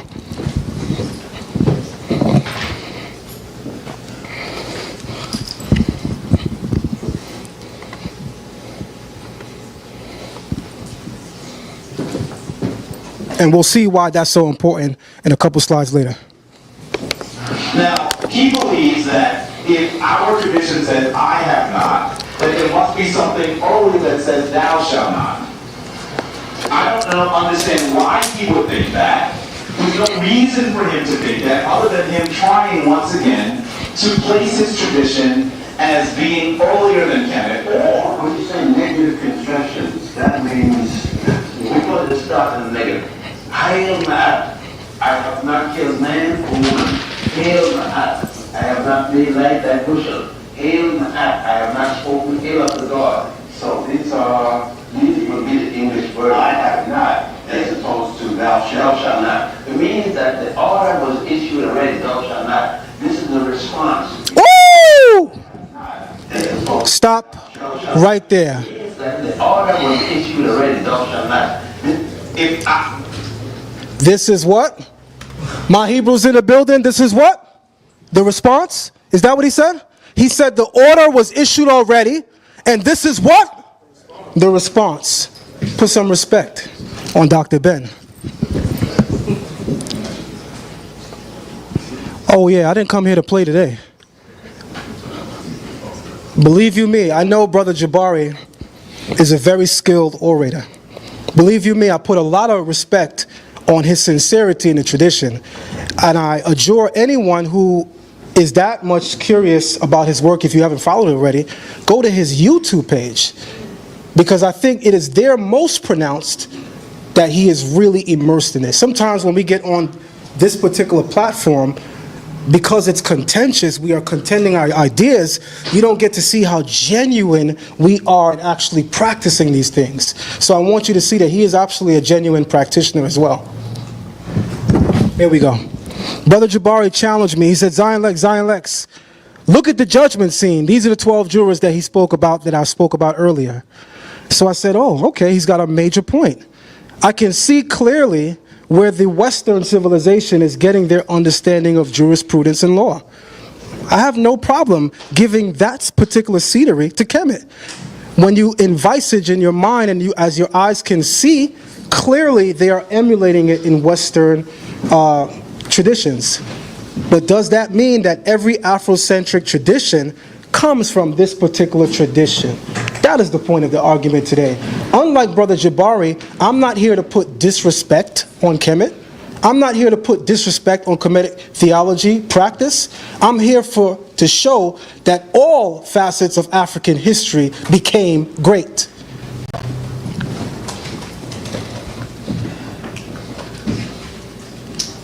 What comes after the judgment scene? Brother Jabari kept saying, let's look at the judgment scene. Let's look at the judgment scene.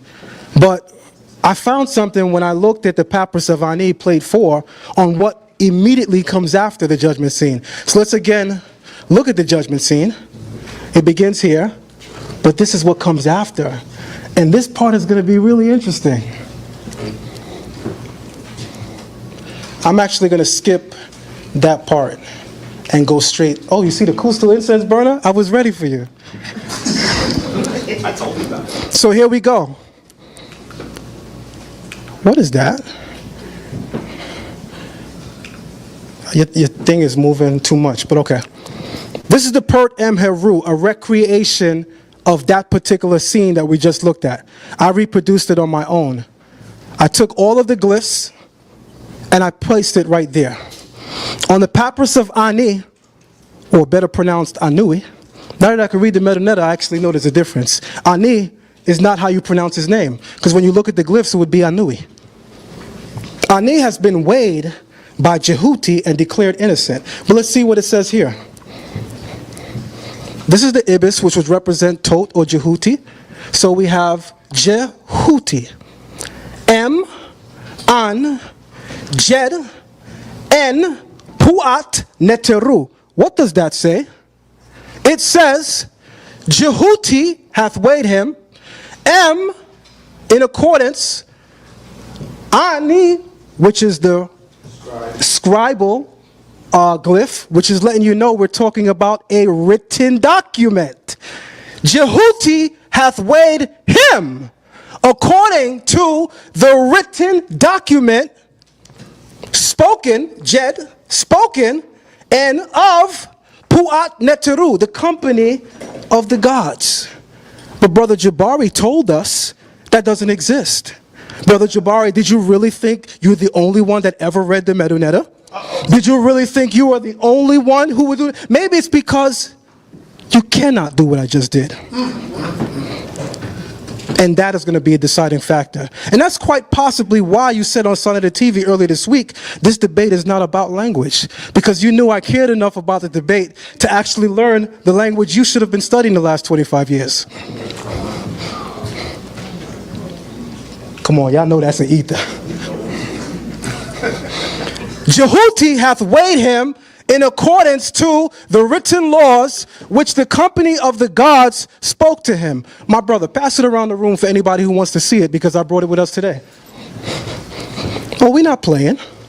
We're doing honest scholarship. Now that that's done, now that Dr. Ben kicked that out the park, now that I read the glyphs and showed the people what it actually says, we know that your tradition stems from thou shalt not, the order that was given, the order that was written by the company of the gods and spoken to Anui. Same thing I said to you. Now, the very first slide that I showed says something about the power of deception. You're going to see how deceitful his work was. Because unlike Brother Jabari, I am not going to call the man a liar. I am not going to call the man deceitful. I'm going to point at his work. I don't know him enough to say any of those things. Let that be between him and his maker. 20 minutes. I want to go back to my first slide just to read this quote. One of the most powerful tools of deception is your ignorance. So during my first dialogue with Brother Jabari, he brings out the second dialogue, he brings out the Kustal incense burner. What he doesn't do is show you it turned all the way around to the part where we have the Scorpion King believe it to be. Why didn't he do that? Because the most powerful tool of deception is your ignorance. But we're going to flip it around today so you can look at the whole burner, not just what he wants to show you.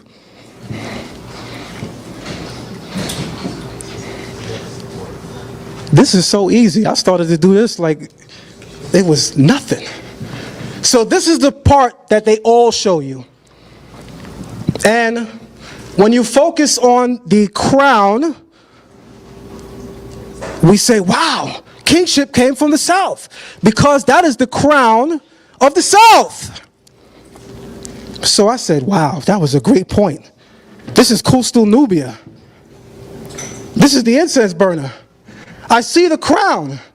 Let me see it on the incense burner. Let's see, because it's not on the incense burner on this side, so let's turn it around. Let's see what side it's on. There it goes, more pronounced, so you can see what we're talking about. All of these features here have their sacred concepts. Even the Serek, the palace facade that he spoke to you, something I'm going to come back to in a couple of slides later. But the thing that makes this so important, as he knows, is this part right here, the crown. Because this will let you know that kingship came from the south, based on what he tried to sell you. So, this is a recreation of the incense burner. I want to see what the incense burner looks like. Here we go. This is the part of the incense burner that he is getting the crown from. It is actually defaced and it is no longer there. That is a recreation of what scholars believe it would have looked like. He didn't tell you that, did he? Because the most powerful tool of deception is your ignorance. That image that we saw earlier is a recreation of what they believe it would have looked like. That sounds extremely subjective to me. I know that Europeans look at African history and pull out Africans and give them European makeovers because they believe that that's how they should have looked. That's extremely subjective. Why didn't you mention that, Priest Jabari? Come on now. That is the incense burner on the side that is with the crown. We got to slow this down so that people can see it. Let's go a little slower.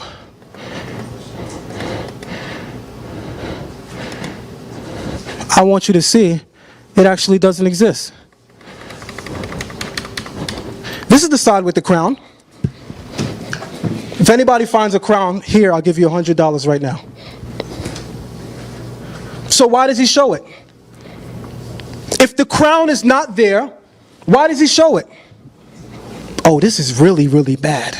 Because this was supposed to represent Brother Zion Lexx and his poor scholarship. When we saw that, my brother Jabari wasted 40 minutes not even talking about the topic. And that was clarified within my first 3 minutes. That's extremely bad for a Cornell University grad. I just went to John Jay. I don't see the crown. Where is it? I see everything else prominently featured. I don't see the crown. This does not look good, Brother Jabari.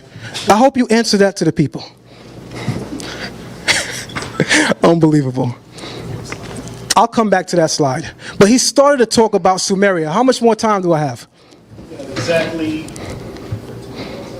15 minutes. Oh, I'm long-winded. All right, thank you very much. Brother Jabari gave respect where respect is due, because he said, okay, so let me admit it. Sumer is an African civilization, something that anyone who opened their mind to objective scholarship, which first means you have to put your own traditions, views, and beliefs aside. Don't they tell you proverbially that anger blinds the eyes of the wise? How can you see truth in my literature? What could be truth if you're already coming in with negative thoughts? We can't perform objective research in that manner. That would be extremely subjective. Can I get a true story on that? Right or wrong? Thank you very much. The earliest writing in Uruk is in 3500 BC. The first state is 3400 BC, and this is an administrative tablet pointing that out by the leading Sumerologist Samuel Noah Kramer. Because Brother Jabari still has yet to reference the leading Sumerologist when talking about Sumer. So that means if I want to know how great America is, if it is great at all, I hope that's like, you understand what I mean by that. Would you ask Donald Trump? So bring us the authorities on Sumer when you wish to give commentary on it. Because they have the first city-states, not Kemet. And as I said earlier, these are the signs of what we call civilization, not the origins of man. You won that debate in the first minute, if that was the actual debate. But you wasted 40 minutes on talking about the Neolithic period, which is not equated historically with civilization. You failed. These are cylinder seals in Sumer. Cylinder seals were invented around 3500 BCE in southern Mesopotamia. They are linked to the invention of the latter's cuneiform writing, which they actually called Emedja. Because we do objective research and scholarship here. So I actually know how to read the cuneiform writings as well. And they call their writings the master tongue, Emedja. Just like they call their land Ki-Nedja. Ki meaning land, Nedja God. Kemet calls the land they come from Ta-Netcher. And they tell you it's not Kemet. Just think about that until I get to that slide. They were used as an administrative tool, a form of signature, jewelry, and as magical amulets. How much more time? 10 minutes. Now, here's a Kemetic inscription on a Sumerian cylinder seal. I ask why? Because the scholars of the Kemetic tradition tells you that all language stems from Kemet. Why are they using Kemetic glyphs on a Sumerian cylinder seal? This particular slide has nothing to do with chronology, so there's no date. I'm asking you about a question. My question is, Why, since we already know where since we already know where cylinder seals come from, why are they using it in Kemet? If they gave the world writing, why are they using the Sumerian template? That will become more interesting as the slides develop. These are the maxims of Ptah-hotep and the instructions of Shurupak. The maxims of Ptah-hotep are believed, I say belief because there's no archaeological proof, to come from the era of 2350 BC. The actual complete copy is dated to the 12th dynasty of Kemet, meaning that the maxims of Ptah-hotep that are believed to be from 2350 BCE are fragmentary, like the Kustal incense burner. That means any recreation becomes what we call in law subjective. The actual complete copy dates to the 12th dynasty, i.e. 1900 BCE. Let's move on. Now this is where we get powerful. I'm not sure if you can see the date. 3100 BCE, we have a palace facade. This thing, I have to do it manually. We have a palace facade in 3100 BC in, not Kemet, in Sumer. This is what is called in Kemet a Serek. This is a high-prowed Sumerian boat. And these are archaic images of Sumerians. And we see a Sumerian king, as we know he's a king, as he is prominently featured, or like what is called in iconography, hieratic scale. He is coming into the port, and he is obviously greeted by the palace. The palace that we're actually looking at, that this is a recreation of, on the Sumerian seal, is the Eridu temple in Sumer, which is dated to 3500 BCE. Kemet has no temple in 3500 BCE. The palace facade that you're looking at belongs to no building in Kemet aside from the entrance to the Saqqara pyramid, the pyramid of Saqqara. We see this at the entrance. This is a temple. There's a temple in Saqqara, the actual pyramid of Saqqara, the step pyramid. The entrance to that actual pyramid is designed like this. But the date of the Saqqara step pyramid is certainly not 3100 BCE. So where did they get this model from? And this is what we call in archaeology hard evidence, because we're actually looking at what the people themselves drew, and we are not being subjective. Let's look at what the Sumerians, who Brother Jabari is so honest to remind us of, is African. Let's see what else they did. Here's another Sumerian cylinder seal, which is at a museum we heard of earlier. Brother Wedgie, where are you? The Metropolitan Museum. Did you see it? Come on up, Reggie, come on. Did you see this there? You can actually pull it up on the website right now, met.org.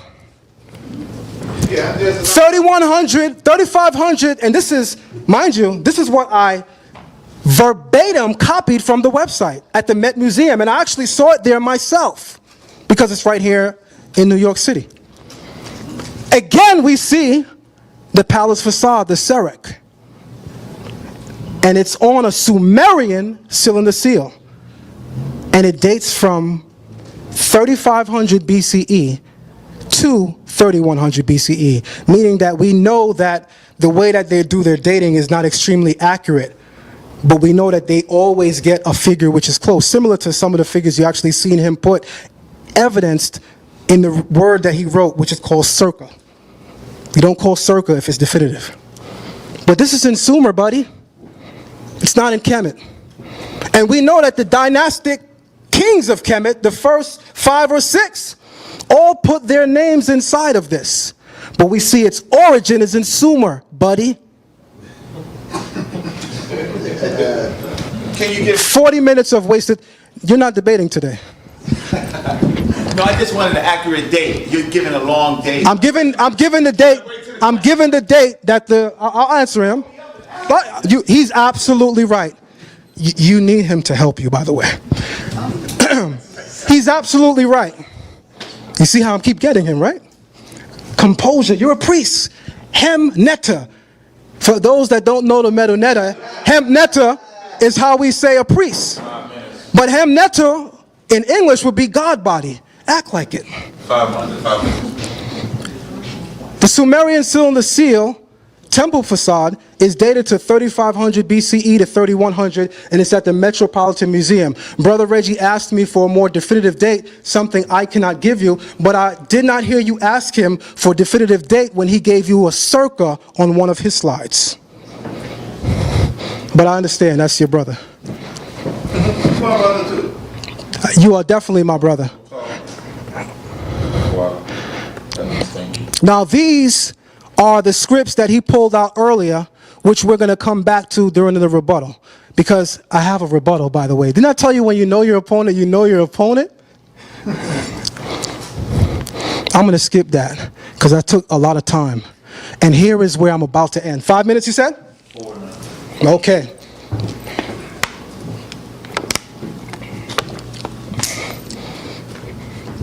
Now, as we know, when kings or the Nisut came to power, we know that they had 5 royal names, as you see here, prominently displayed.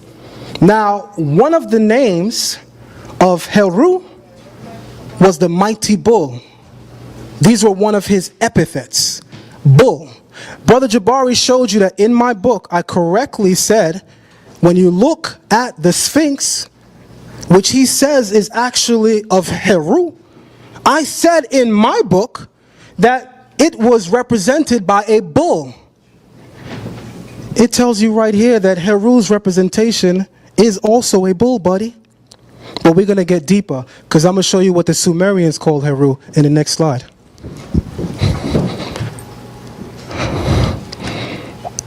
In the book entitled Ancient Near Eastern Texts, page 344, Brother Garfield is great at this. He'd actually be able to pull it up on Google right now.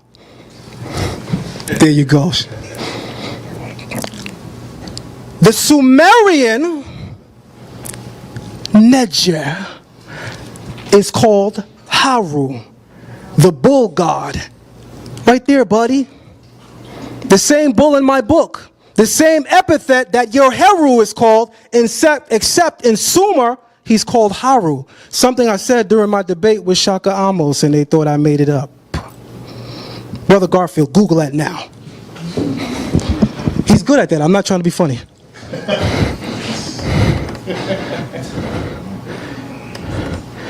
And we'll end here, since I did hear a video this week. 2 minutes? Yeah.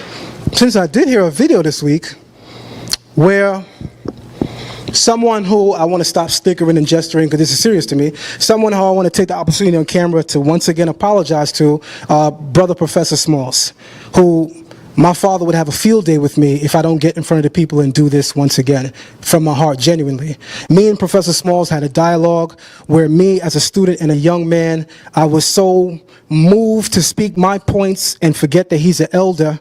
When he left the building, I turned up. When he was there, he had the utmost respect. When he left the building, I turned up and said he ran from me. And people said, Zion Lexx, that was very disgraceful, which it was. And in hindsight, I can admit that. And at the least bit, that shows hope. Professor Smalls, thank you very much. Professor Smalls, in an earlier video this week, 1 minute, he said, and all of the gods of the Canaanites, they have Egyptian headdresses. This would be the Canaanite god Baal, the storm god, and he's wearing what would be called the what? Which crown of Egypt? The lower crown, right? Say that again, sister. The Deseret, right? Now, pay attention. Pay attention. When you look at the crown here, this is also the storm god Baal. So we see him with these two distinctive crowns. Whether it's Upper Egypt or Lower Egypt, makes no difference to me. I'm sure it would to you. The point is clear, though. This is the crown that they're wearing. I'm not going to show the rest of the slides, but when I come back in the rebuttal round, I'm actually going to show you where those headdresses come from. And I adjure Brother Jabari in this moment to not waste your time speaking about topics that are not actually the debate topic. Thank you.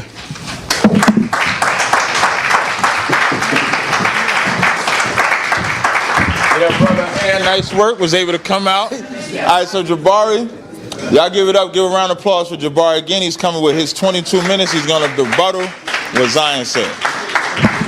Thank you, Captain Tazar. Thank you, Captain Tazariak. I want to just go ahead and say that something curious happens. I want to first thank my brother Zion Lexx for a spirited debate. This is an intellectual debate. It has nothing to do with how I feel about him. I beat him up on the information all day long. But that's my brother, right? So if you see us at the veggie place having some food, don't say, those brothers fake. They was just arguing. No, this is an intellectual debate, okay? I want you to understand that there is something that he does that's really curious. He is his own rooting section. So sometimes he shows you something and it's immaterial. He goes, wow. And you're like, what exactly are you showing me? By the way, I would love to let me start here because, you know, Anika's going to tell me in a second that it's November. We got to pay our heating so that it would be nice to have a little bit of money in our pockets. So I think I heard my dear brother mention that he was going to give the person that showed him the crown $100. And I'm not sure why he said that, because he should see the crown. I don't know why he doesn't see the crown. This is what I showed you. This is what I showed you. By the way, this is the entire piece. I don't know if he understands how archaeological graphics are done. And I'm not saying this condescendingly. But do you notice that you see how these are enveloped and this is outside of the line? They're actually telling you that this part of it is not on the seal. I didn't try to pretend that this part was on the seal and it isn't. But you can clearly see which piece is on the seal. Do I need to show it to you? Brother Zion, I almost want you to show me your slide so you don't think I've doctored it. But it's very clear that the crown is on the seal. And so you had better have $100 in your pocket because you are going to have to dispense with it. I don't even know why he would make that argument. It's clearly there. It's clearly there. You saw it. Y'all were like, and Brother Tazariak thought that was heckling. It wasn't heckling. We were trying to respond to his question. He said, I'll give anybody $100 who shows me the crown. Almost everybody in the room wanted to jump up. I want $100. Y'all want $100? Well, I'm the one that said it first, so he owes me $100. And I'm going to use his slide. I'm not going to show you the one that he's going to say has been doctored in any sense. But I clearly showed you an image. It comes from the museum. And I want you to be absolutely clear that the crown that comes from ancient Kemet, that comes from ancient Nubia, is on the crown, now on the seal. Now I want to say something else, and maybe this might sound a little unusual, but I think it needs to be said. I actually studied with Dr. Ben. Dr. Ben was one of my mentors, as I know that he's some of the mentors of some of the folks in this room. I know that Brother Reggie even had a closer relationship to Dr. Ben than I did. I know he did.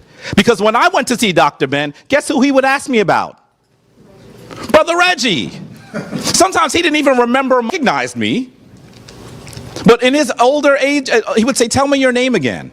And he would ask me about Reggie. So I want to say something very clear. I revere him deeply. But if you think that I agree with everything that man said in 94 years, I ask you a question. Do you agree with everything that your teachers say? Everything? 99% of what Dr. Ben said, I have actually acquired and placed into my own intellectual grab bag. But there's some things we disagreed on. And as one of my teachers, I give him praise, is here, he knows that we go back and forth all the time. We don't have to agree on everything. We are sharpening each other. And I disagreed with Dr. Ben when he was in the flesh sometimes. And when I won the debate, you know what he would say? You are too young to sit here with me. Go away. We played like that all the time. So I want you to understand that when Dr. Ben says that supposedly there's some proof that a law was issued first, I don't agree with that. I mean, we have hundreds, thousands of copies of the Reyu Pert and Haruim Ger, the book of coming forth by day from night, the book that has been misnomered the book of the dead. Thousands of them. I think Brother Zion thinks that there's one. Because he said I challenged him to read it, so he read it. That was just the one that belonged to one dude, Anui. There are thousands of them. And some of them say different things because they are authored to the individual. Any of the people that have studied here will tell you that. But there's nothing that Papyrus says that is in any contradistinction to what I've said. I thought he was strengthening my argument. And I don't know why he thought that it was powerful to lead that. But I want to go here. I know that in the tradition that our dear brother Zion Lexx comes from, this great ancestor, Rabbi Wentworth Matthews, someone who I respect deeply because I'm a Harlemite and I studied him at Cornell and as a Harlem historian. I respect him deeply. He is the person that sits behind people who we know more prominently. He had deep relationships with so many of those individuals, even like Adam Clayton Powell, who were movers and shakers. They went to him for counsel. But I don't think Brother Zion would agree with everything that this great ancestor would say. Read this one here. He says, a majority of the white Jews have always been in brotherly sympathy with us and without reservation, but because he refused to assimilate completely, he met fierce resistance from white Jewish leadership. As he explained, this is what he actually says here. As he explained, we are not trying to lose our identity among the white Jews. When the white Jew comes to us, he's really at home. We have no prejudice. I heard Tazarek say, I want to know how many of my Hebrew Israelite brothers would agree to have the white Jew in your conclave. I want to know if Brother Zion Lexx would be comfortable with them in his conclave. Well, then, do you disagree with your master teacher? What's wrong with you? There's nothing wrong with you having disagreements with your master teacher. You are an individual, an intellectual. There's nothing wrong with it. So I do not agree with Dr. Ben on that small statement. It's one sentence. I listened to him for hundreds of hours. I disagree with him on a sentence. And I'm going to tell you that Brother Zion's folks on the internet started putting up videos and things saying, Brother Jabari is lying. How far will a liar go? So he can come here and be humble and say, I'm not going to say I'm lying. But his people have been doing it on the internet and on the social media for about 3 weeks now, calling me a liar because there's one sentence that Dr. Ben said that I disagree with. By the way, I'm not even sure if I remembered that sentence. I spoke to him for hundreds of hours. You think I remember that one sentence? I still disagree with it. That has nothing to do with the origin of civilization. It has nothing to do with the origin of Ma'at. Brother Zion would like to regale you on the fact that he's been studying a bit of the sa.neter. By the way, he translated what he translated very poorly. Very poorly. He continues to say things that incorrect. Continues. And I want you to see the video. I want you to see the video of what he was pointing to when he was reading Jehuti. He was... Look at Sajani's face. He's like, damn, brother. I mean, listen. I'm not expecting you to be a master of the sa.neter. I've never said that I'm a master of the sa.neter. I certainly read it better than he does. I've been reading it for 30 years. The master in our union is here. And I am comfortable enough in my manhood to say that the person who has taught me more sa.neter than Dr. Ben, because Dr. Ben didn't read the sa.neter very much. I'm saying it very honestly. That's not an insult to that great ancestor. But the person that's taught me more meta-netter than anyone in the world is my queen, who is a linguist and teaches the meta-netter, who's teaching a class right now on the meta-netter. So I want you to be clear, please don't go to the meta-netter, Brother Zion, because that's not going to acquaint you, that you're not going to do very well there. What's going on here? Uh-oh. What I want you to understand very quickly is one of the reasons why Zion took issue with what I said is because I was very clearly saying to him that at least 8 of the 10 commandments come from the 42 laws of Ma'at. That's the reason why he's gone into this whole thing about Ma'at. And he wants to try to say by saying that there must have been a law issued that said, thou shalt not, before we uttered, I have not, in front of the scales. He's trying to say that we don't really know where it begins. And I'm going to clearly say to you, I've said it in public, we don't know where it begins. But we know that it begins before the societies that he's describing. How many of you had a relationship with your maternal grandmother? Maternal grandmother. Could you tell me her birthday down to the hour that she was born? To the hour she was born? Oh, she's even better than most of us. How many of you can't do that? Most people can't. Well, that means that you're actually older than your grandmother because you can't give the exact time that she was born. That's the kind of flim-flammy stuff that he's giving. Just because you can't tell exactly when something is issued, you can still tell relatively which is older. But he would like to try to pretend that somehow the 10 Commandments are older because they must come from Sumer. What? This is the flim-flam that he's doing with you. By the way, I was really working hard here to try to get you the cylinder seal that he showed. By the way, it's dated. He says it has no date. It's dated to the 18th century BCE. So I want you to understand that as that is in the middle of Kemet as an empire. And he wonders why it has glyphs on it. It has glyphs on it because the people in that region, who by the way are not the people of Sumer, because Sumer has already fallen, the Assyrians benefited greatly from interaction with the Kemetic people. They also battled us greatly as well.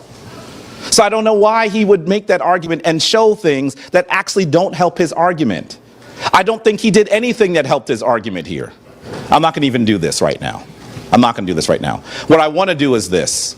By the way, I wanted to show you some language. I don't need to do that based on what he just said to you. So there are a bunch of slides I don't need to show anymore because he didn't deal with it. So what I want to do, oh boy. What I want to do is go, I'm afraid to turn it off again because it's going to go dead. What I want to do, come on, is go to the contributions of ancient Kemet.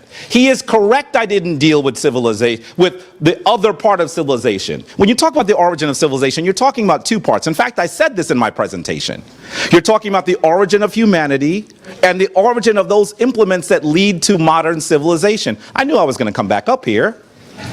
I didn't just make these slides here. You know that, right? Here goes some of the implements of civilization that cannot be called in Sumer. Here goes. Oh. Now this is this brother Ptahhotep. He would like to tell you that the instructions of Shurapat are older than the instructions of Ptahhotep. And I'm going to say 2 things to you. First of all, you are correct. But remember what I said. I said the instructions of Ptahhotep are the world's oldest complete book. That's what I said. And I said that to him on at least 2 occasions. I don't know why he wants to pretend he didn't hear me say that. Because instructions of Shurapat are fragmentary. Much of it is missing. I said the oldest complete book. By the way, there are fragmentary books in Kemet that are older than the instructions of Shurapat. So I don't even know. We're not talking about fragments. We're talking about complete books that one can read. And you should read the 37 maxims of Ma'at. The folks that are part of my shrine, some of which are here, we talked about the instructions of Ptahhotep today. Because they will apply and suit you well in this life. So the oldest book comes from an African. Is that man not an African? You should be, oh my goodness. You should be clear, that's an African, right? By the way, when you buy a copy of his book at any bookstore you can, you're not going to see an image of his face. because there are those who would like to remove his importance in the development of civilization. They'll use his book, but they won't show you him in his full Africanness. This is from literally a life-size statue that I have the opportunity of visiting every year. Life-size, full-color statue. Let's talk about this. Imhotep. Imhotep is one of the world's first recorded doctors. One of the world's first recorded engineers and architects. Builds the world's first building in stone. The Step Merkut, which is actually called Kebu Neteru. The libations to the ancestors is what he calls his great monument. That our dear brother fumbled when he tried to describe the enclosure. I show people an enclosure every year. By the way, it doesn't look like what he's talking about. You should come with me so I can show it to you. Because I think it would help your scholarship. And this time I'm not saying that condescendingly. I'm not. But because we have to see the artifacts that prove who we are. At a time when people are discounting your greatness, African. We have to go see them. And my wife and I have spent tons of money, our own money to go, to go see these artifacts. So, here goes another implement of civilization that most people won't talk about. King Amenemhat III, during his reign, by the way, look at this brother's huge locks. This is the king that under his direction, he has a scribe by the name of Ames. Say Ames with me, please. By the way, the Semitic people would render his name partially as Moses. Because Moses is a very common name in ancient Kemet. That's the reason why we know right off the bat that any book that mentions Moses, it's like saying somebody named John. The first thing you would ask in the United States is, which John? The reason why they didn't give you a full name for Moses is because he's a mythological figure. So let's look at Ames. He writes the Rhind mathematical papyrus. Say Rhind mathematical papyrus with me. That is not the name of the papyrus, but that's the name you're going to have to look up to do the research on it. And you see the beginnings of geometry and algebra. And it even says that it contains an accurate reckoning for inquiring into things and the knowledge of all mysteries, all secrets. If your math teacher told you that you were going to study math because you were going to learn all mysteries and all secrets, I bet you would have probably done better on it. But unfortunately, they couldn't tell you that because they're not finding an ancient African source. And now let's go to a point where I'm sure my dear brother probably has some challenge. The world's first recorded Trinity. He would like to say this Trinity comes from Sumer, Heru, Asar, and As. By the way, the people that he's citing argue that Asar cannot come from Sumer. He cites Michael Rice. And later, if he wants to do it again, I'll show him the citation from the very book that he's reading. Maybe he didn't read the whole book. But Michael Rice says it is no longer possible for us to argue that Asar comes from Sumer. In fact, the problem that has happened is that many people have actually argued that Sumer has writing before Kemet because they count Sumer's proto-writing and they count Kemet's writing. They don't count the proto-writing of Kemet. They developed writing together, family. Sumer is a great nation, but it did not give birth to Kemet. And we need to be clear about that. The only reason why he's making this fallacious argument, by the way, one of the people in this picture is in the room. The only reason he's making this argument is because he wants you to believe that the Bible has supremacy. Notice he didn't say it, right? Didn't I tell you to ask him about it? Did you hear him say that? This is his ulterior motive. Look at his face. This is ulterior motive. He's trying to say the Bible gives birth to Kemet. And the way he says it, he says Sumer. And he's trying to argue that Abraham comes from Sumer, a mythological character. By the way, the Bible, the Torah, does not say Sumer. It says Chaldea, which is at least 2,000 years after Sumer. They're using the wrong name, which tells you that they didn't write it at the time that it occurred. That's what it tells you. So please don't let him flim-flam you. What you need to do, family, is go and see it. And you're seeing these beautiful sisters here that have actually gone. This is the temple of Hatshepsut in deepest Nubia. And you see them radiating? Nefertari in deepest Nubia. Do you see them radiating? When you learn who you are and you go to see those mechanisms of civilization that your ancestors left for you, you come forth in power. You come forth in strength. That is why I will not let him flim-flam you and try to soft pedal you a biblical story when your story is much older than the Bible, family. Then much of the Bible actually was taken from your ancient scrolls when they were already thousands of years old. So with that, I hope that Brother Zion is going to respond to some of this, because he didn't respond to anything I asked him to in the beginning. Now I've given him all the civilization, so now I want to see what he's going to do. He has not, because he said I didn't do it, then he didn't do it. Why would he point out that I didn't show you civilization and then not show you civilization himself? Why would he do that?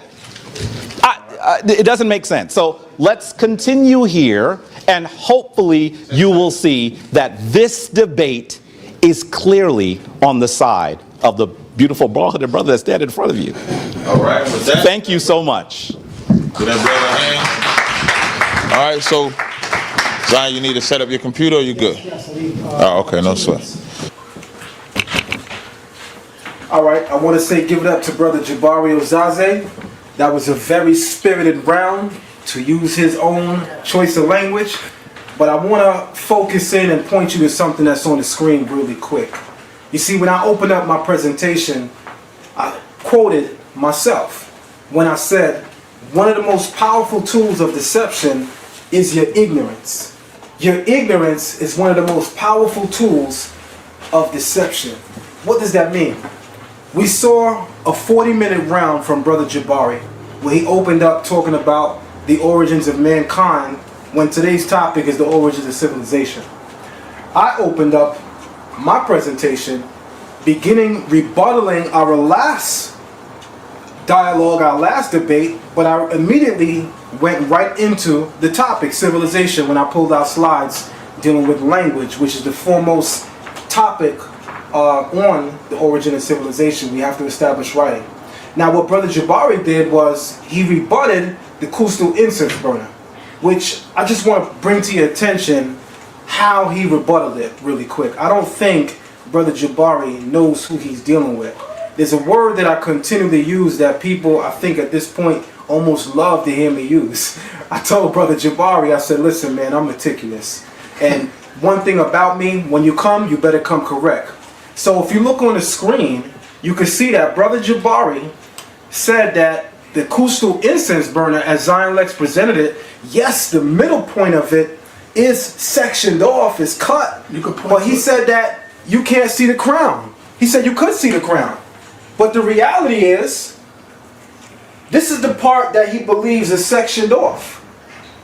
Meaning that I already revealed that the coastal incense burner is fragmented and missing the most important piece, which is this piece right here. The only piece that you can see on the actual burner is from here up. Now, if you're just looking at this, how do you know it's a crown? That's the point that I made with Brother Jabari. And that's why I said to the people, I'll give $100 to anybody in here who could find me a crown. Because you wouldn't know that this right here is a crown if none of this is there. So that's the point I made with Brother Jabari. And that's something that he got to sit down and he got to hold. Because here is the coastal incense burner. And here is the representation of the crown. But again, how would you know that this is a crown when all of this is fragmented and missing the most important component and feature? Let's look at the actual burner. Here is the part that Brother Jabari wants you to believe is a crown. I ask a simple question. How do we know it's a crown and it's upon the head of a man when this is so fragmented that you can't see a man there? This is why I open up my slide in my presentation stating to the people, one of the most powerful tools of deception is your ignorance. Brother Jabari believes you to be so ignorant that all he has to do is to show you the recreation of the coastal incense burner to impress upon you that kingship began in coastal Nubia, when the reality is the actual incense burner does not have any of the features that point to kingship, because in order for this to be a crown, there would also need to be a man or a king seated. When you look at the actual burner, there is no man, there is no king seated. It's actually missing. one of the most powerful tools of deception is your ignorance. I'm not even going to spend too much time on that because I think that that's absolutely clear. But I did something more genuine than Brother Jabari did because I showed the incense burner from many different angles. And if you pay attention, this is the angle of the incense burner as it is presented at the Chicago Oriental Institute that Jabari bragged that he went and visited. But if he went and visited like he said he did, and I believe he did, why didn't he tell you when you spin it around and you come to this portion right here, there is no seated king? Why didn't he tell you that? Why didn't he tell you that what believes to be a crown is actually not a crown? Because in order for it to be a crown, we would have to see everything else. Why did he not mention those key features? I'll tell you why. One of the most powerful tools of deception is your ignorance. One has to literally embellish the evidence in order to make this case valid. Let me say it again. One has to literally embellish the evidence in order to make a valid case for kingship beginning in Nubia by using the Kustal incense burner, when we can see from all different angles, none of it shows what Brother Jabari presented to you here. This is the most important feature, and the actual incense burner does not show it. Where I'm from, we call that checkmate for those who know how to play chess. Now, Brother Jabari also rebutted to my presentation on Ma'at. And the first thing I want to say is this when it comes to what I presented on Ma'at. Brother Jabari had never encountered someone who could speak from the point of view or the vantage point that I did.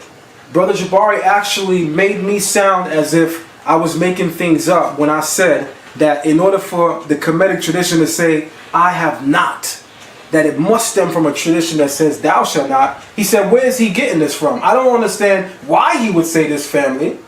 But as y'all saw in my first round, I played the video and audio of Dr. Ben sitting with Gil Noble of Like It Is. And Gil Noble says to Dr. Ben, so when it says, I have not, what are these? Dr. Ben says, these are the negative confessions.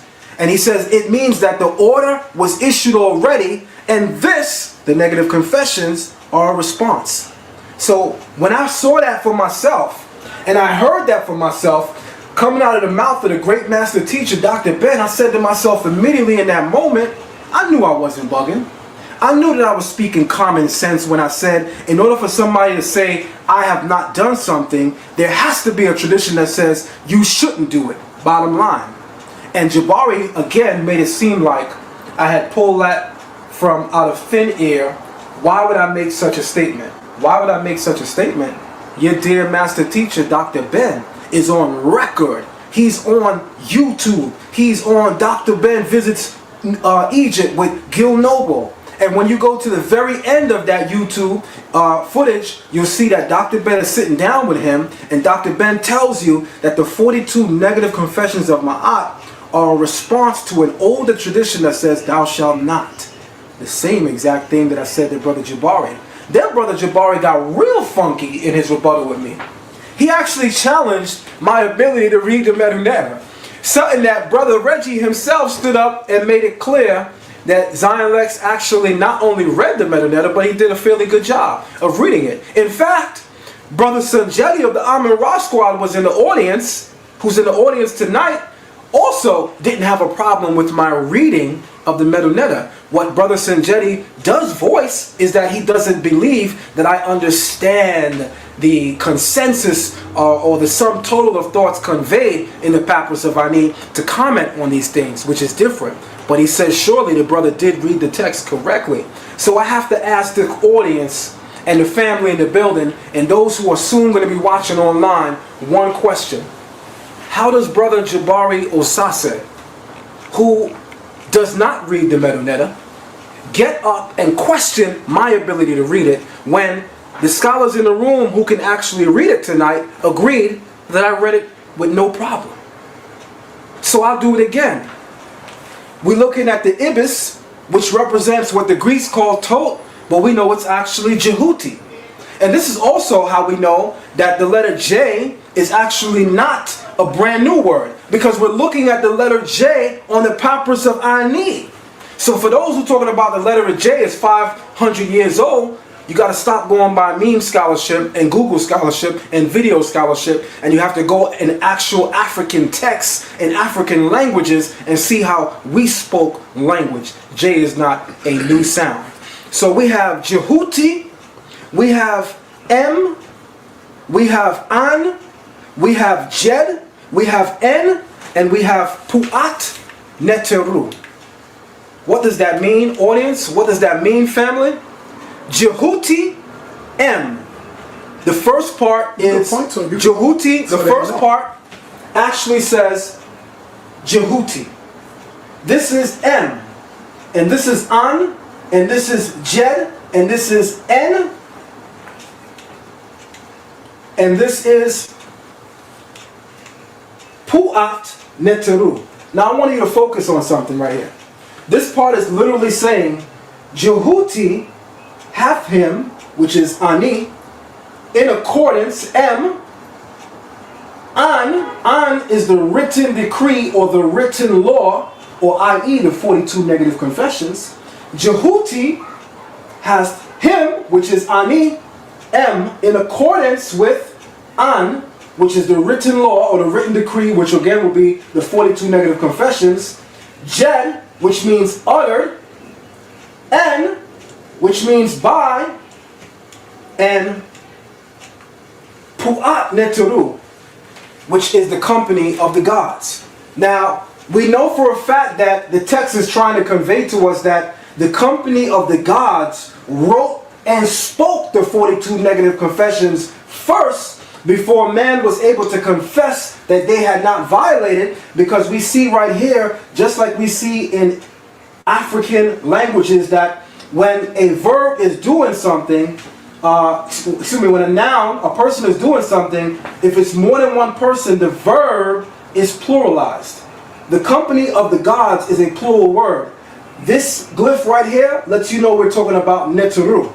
This glyph right here just means neter, but this right here is the plurality. Y'all see what I'm doing, right? I'm breaking down the grammar and syntax of the Medu-Neter. So not only can I read it, but I'm actually getting to the grammar. This is somebody that's been studying it more than a couple days. Very impressive. Now, the term An is also followed by the same plurality, which is letting you know that it was the company, Pu'at Neteru, that wrote the written decrees and spoke it, of which Ani is in accordance with when he says, I have not. Again, family, where I'm from, that's called checkmate. So, moving on, Brother Jabari now, he had an issue with my use of Dr. Ben with regard to Dr. Ben's statement about the 42 negative confessions being a response. And the first thing I want to say is this. He pulls up a video of Rabbi Matthews where Rabbi Matthews is speaking about white Jewry. Now, let me make this emphatically clear.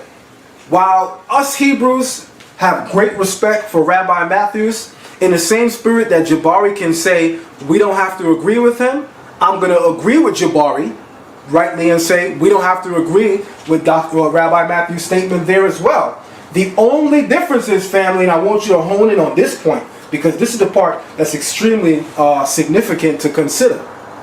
What Rabbi Matthews said about his camaraderie with white Jewry does not affect our doctrine, because our doctrine tells us not to befriend them. Our doctrine tells us who they are as a people. Our doctrine tells us how they are going to end and be destroyed. That doesn't affect our doctrine. Whereas Dr. Ben going on record to say that the 42 negative confessions are a response to an order that was issued already. And I defined the order when I told you that the order that was issued by the company of gods on behalf of Ani, and it was written and spoken by the company of gods before Ani or anyone could get up and say, I have not. That's the point that I made. And what's more bone-chilling about these points is that Brother Jabari has almost, if not 30 years of scholarship in Kemet. Family, I'll be honest with you. I've only been looking at Kemetic literature for 3 years now. I've only been studying the sa.neter for a year and a half now. And I was able to bring out things that Jabari literally dropped his jaw when he saw me put it on his screen tonight. I was literally able to bring out things that Jabari was so unfamiliar with that he didn't even recall that Dr. Ben co-signed the very same thing I was saying. That's major. So Jabari is right. We don't have to agree with our teachers. That's absolutely right. But Brother Jabari, don't forget this major point. What Dr. Ben agreed with me is something pertaining heavily to your actual doctrine. Rabbi Matthew speaking about his relationship with whites, that's all his opinion, that's all his business. It don't affect our doctrine. What Dr. Ben said, in co-signing what I said, severely affects the doctrine against what you said. I want you to think about that. Now, he brought up the Rhine mathematical papyrus, something that I'm not even going to touch on. Hopefully we'll maybe be able to bring that out in the Q&A. But what I will do is this. Brother Jabari continually makes statements and doesn't really deal with them. For instance, he says that Michael Rice has a citation that we no longer believe that Asar was coming out of Sumer. Well, why does Michael Rice first write in a book that Jabari still never quoted? He didn't give us the page number, he didn't give us the book. But if you notice, everything I quoted tonight that someone said, I had a book, I had a page number, and I had the name of the author. Jabari gives you a citation, and he tells you it's a citation, but he doesn't actually give you the citation. He just says Michael Rice cited it or said it. We call that lack of scholarship, and that's bad for somebody that comes from an Ivy League school such as Cornell University. I want to put that on the record. So Brother Jabari is on record talking about Michael Rice said that it is no longer believed that Asar came out of Sumer. But here's a thought implicit within what Michael Rice is saying. Michael Rice is still putting on record, according to Jabari, because I haven't seen the citation yet. Hopefully Jabari will come back and give us a citation so we can look at it and give us an honest look. But Michael Rice is still saying, clearly at one time this was the thought. That's what I got from what Michael Rice said. Michael Rice said, we no longer believe that Asar came from Sumer. So implicit within that thought is what? There was a time that Egyptologists were looking at evidence in Kemet and telling you based on the evidence they were looking at, they believe Asar came out of Sumer. In order for him to say, we no longer believe it. I hope y'all pay attention to the thought implicit within the thought. Moving on now. The brother actually continually brought up Abraham in the Bible and says, I don't know why Zion Lexx always tries to make this correlation between the Hebrews and Sumers. Maybe it's because his Bible says Abraham came out of Sumer. But let's make this clear, family. No respectable historian in our era speaks about Abraham as a historical character. We all know Abraham is mythical. So let me bring y'all up to speed with the logic that he's giving you, that he's trying to spoon feed you right now. And I'm going to close my thoughts with this particular thought right here. Brother Jabari says emphatically that Abraham is not historical according to every scholar assessing the historicity of Abraham right now. He says, in fact, Abraham is mythical. But then when I questioned Brother Jabari in the origins of Ma'at, and I said, why doesn't your tradition have a concept of thou shalt, which should naturally precede you saying I have not? He said, oh, well, we don't need that because we are Asar. I thought Asar was mythical, Jabari. You see the inconsistency?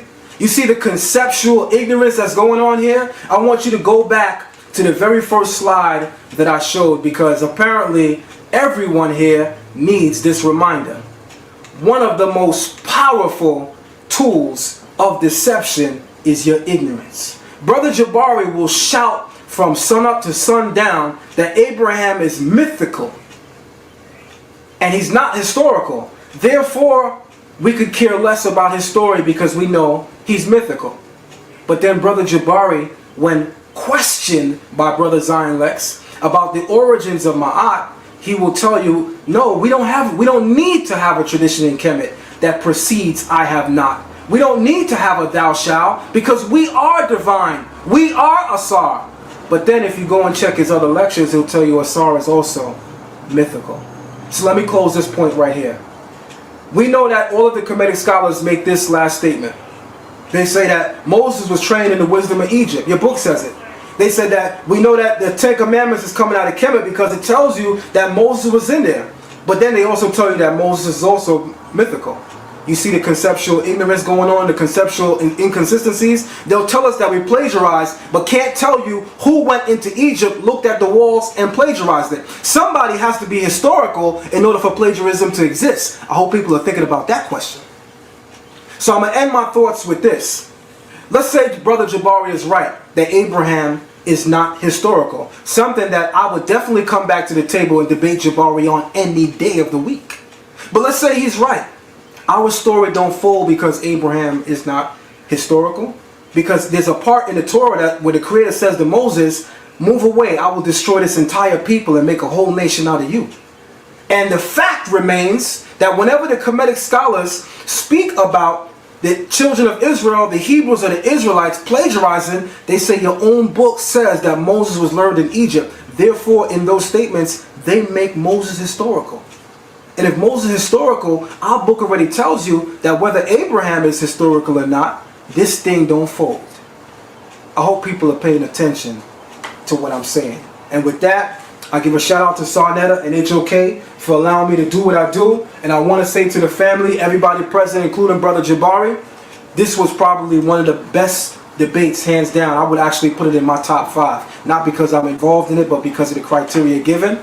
And I want to say thank you to everybody. I want to give a shout out to Captain Tazariak, who I think was a very, very fair moderator. Me and that brother have had our issues in the past, and we've tried to patch it up. We may not be perfect as yet, but we do believe that we're brothers and we're going to get there one day, I believe. Because if I could see Shaka Amos in the street and it don't be no heat, it don't be no issue, I can't never look at my brother, to Captain Tazariak, with any kind of malice when there's those that oppose everything I stand on that I give love to. So shout out to Captain Tazariak. I think he did an amazing job. Shout out to the family for coming out on your Sunday to give us this time. Something that the people didn't think could occur, but we did it, family. That's time. All right, give another hand clap.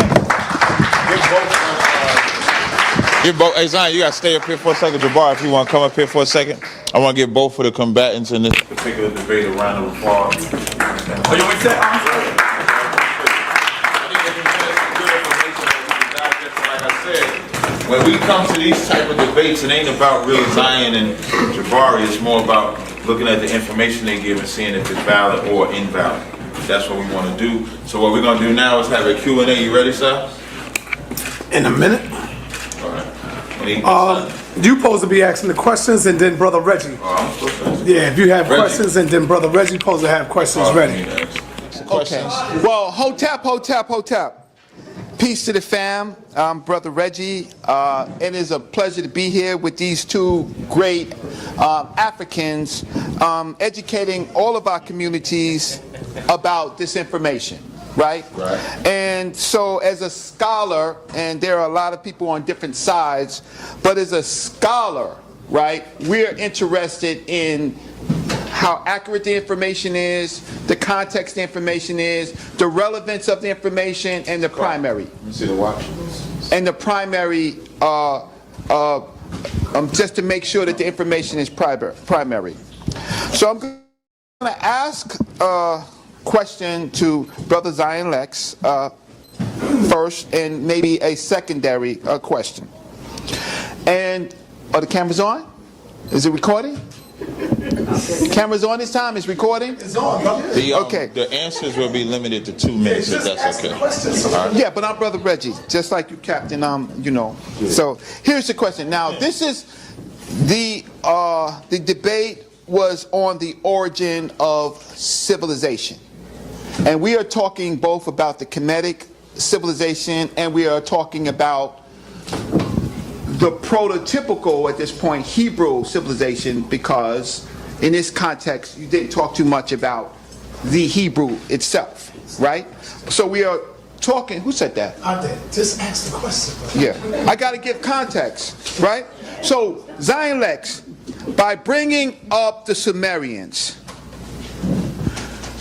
you have put the community, your community, in a problematic position because the Hebrew culture stands separate than itself when Abraham made the covenant with God. Now, I want to ask you something about the Hebrew culture. The Semitic Hebrew, which is found to... No, listen to me. The Semitic Hebrew, right, which ultimately derives from to Hebrew. Okay? You do know that the relationship between Gilgamesh and the same-sex relationship, same-sexual relationship with Enkidu, right? That word Hebrew comes from that companionship between those two. President, you gotta ask the question. Right? So, can you disprove me that the origin of the word Hebrew or Hebrew has nothing to do with the relationship between Gilgamesh and... So he understands my question. He understands why I'm asking. You don't, but he understands. Okay. So there's the question. It's a very complicated question. I wanted to give it in context. So because he is trying to talk about civilization. He's talking about civilization and the origin of civilization. The question is the origin. Based on your presentations and what you saw from yourself as well as Zion Lexx, and then it's the same question for both of you guys, and it could be brief. Do you feel that you gave the people enough information where they can walk away understanding either that Kemet or the African culture was the origin, or for you it would be the Sumer would be the origin? And if there was anything you saw that you could have done differently, would you do it differently? That's the question. I think that we have to understand. I know that Brother Zion has said that I am talking about the supremacy of Kemet. That's not what I said. I said that I want the supremacy of the African. That's what I said. And so I think he was also confused that I was talking about Kemet, but I started deeper into Africa. Because I want us to be clear that the Kemetic people are very clear that they come from the interior of Africa. I'm telling you their story. Just because it didn't occur in its early stages in the confines of what we would consider Kemet today, doesn't mean it's still not the story. That is also the story that our Kemetic ancestors tell, and the story that the archaeological evidence proves. That those people who flowered civilization on the banks of the Hapi, the banks of the Nile in northeastern Africa, had their origin in the interior. So in telling the story of civilization, I begin by saying this is where humanity begins, this is how it traveled, and then what I did was I showed you how those implements of civilization, writing, religion, mathematics, architecture, come out of Kemet. Because it is the flower of African civilization. Kemet is not the sum total of African civilization. I would never say that. Right. But it is the flower of ancient African civilization. And so that is how I told the story. Now, let me be really clear. Brother Zion Lexx chastised me about not talking about civilization. I was very clear. I talked about one half and then the second half. I don't know if he heard that I said there are two parts. Part of it is the story of the origin of humanity, and the rest of it is the origin of those implements of modern civilization. I told you both of those. Okay. And he chastised me for not doing it, and then he proceeded to not do it at all. And I'm not really sure why he didn't do that. But if he's going to challenge me on something that I have done by the end of our debate, and he has not done that, what he has done is he's disqualified himself from the debate. Okay. And so I think that that is of critical importance when we look at this here. Okay, so the same question now to Zion. Do you feel with your presentation, after your work and observing his, that you were able to prove that Sumer was the origin? If there's anything that you would have changed, what would you change? And this is very important because I want y'all to be on that same wavelength when y'all ask the questions. Instead of getting caught up in stuff that don't have nothing to do with that, let's see what we focus on. That's why I'm asking them the same question. Okay, so let me first say this. I certainly could have presented more information. I think because I'm a long-winded speaker, I think because there was a little bit of technical difficulties for both Jabari and myself, that we both did not get a chance to go through everything that we wanted to go through. There were actually a connection that I wanted to make between the Ankh in Kemet and the very term Ankh in Hebrew. I watched a video with Brother Sanjeti and Asar Imhotep where they described the Ankh, and they said that in its earliest form it was more like a coiled rope. And even when you look at the definition, it means ma'at means to make that straight. Now, with that being said, when you look in the Hebrew text in the book of Amos chapter 7 verse 8, the very word for a plumb line in Hebrew, that which maketh things straight, is Ankh. And it's right in the book of Amos chapter 7 verse 8. And we know that in the Kemetic tradition, we see Keper. Keper is defined in the Kemetic tradition in one of the traditions dealing with the story of creation, because we know that the dung beetle, when it rolls its dung, we know that the metaphor is similar to what we are looking at when we envisage creation. Because ancient Africans, as Dr. Ben said in his video, Nubia, the mother of Egypt, ancient Africans conceived of the origin of the world as a big circle. With that being said, in one of the Kemetic traditions, we see Keper working with Ma'ah. And he makes all things through Ma'ah. I have the citation with me. It was actually in my slide. Anyone that wants to see it can come to my laptop tonight and look at it. With that being said, in the book of Proverbs chapter 8, verses 22 through 30, we see the same correlation. We see that the term chakmah, or wisdom, is with the Creator. And she is spoken of as being with him at the advent of creation.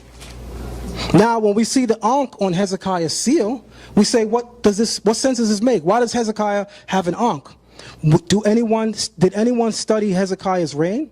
Hezekiah was one of the most reformist kings in Israel, meaning that he sought to seek to eradicate idolatry from the land of Israel, but as we also know, he was very, very close with Egypt. So when you look at Hezekiah's seal and you see an Ankh, he is trying to convey the same relationship that is described in Kemet when it comes to Keper and Ma'ah, and when it comes to the Torah talking about Chakmah, or wisdom, being with the Creator. It was almost a symbolism that showed a cross connection between the cultures, as opposed to looking for something that is always divisive about us. Something that I actually spoke with Jabari that we should do after these kind of dates. Let's talk about the connection. Now I want to. One more question before we open it up for him. He want to bring it to Jabari first, so he got, because you want me? Hold on.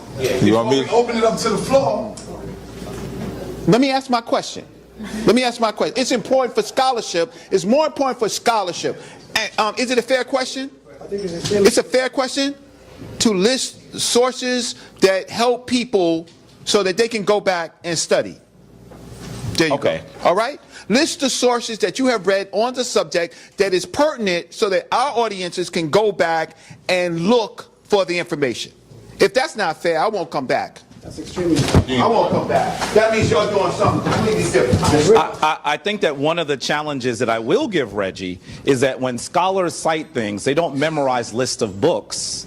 They cite things in their presentation. So you saw the citations in my presentation. I showed you where they came from. And to be very fair to our brother Zion, he cited many, many things. I don't know if they were necessarily on the topic, but he cited many things as well. We have shown you many different scholars that we've read. I can tell you that if you want to know more about the origin of civilization, one of the great books that you'll read, unfortunately it occurs before really genetics has its primacy, but you definitely have to read The African Origin of Civilization by Sheikh Anta Diop.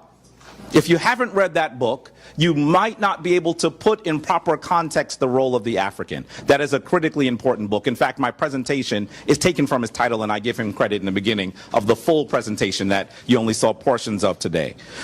In addition to that, with regard to Sumer, one of the best books that I like, because he is actually arguing that Sumer actually does have some role in influencing Kemet. He doesn't go as far as Zion says he does, even though in his citations he makes it sound like he does. He actually says, well, they're contemporaries, but Sumer and Kemet are working together at some point. That's the argument he makes. Zion tries to make it sound like Sumer gives birth to Kemet.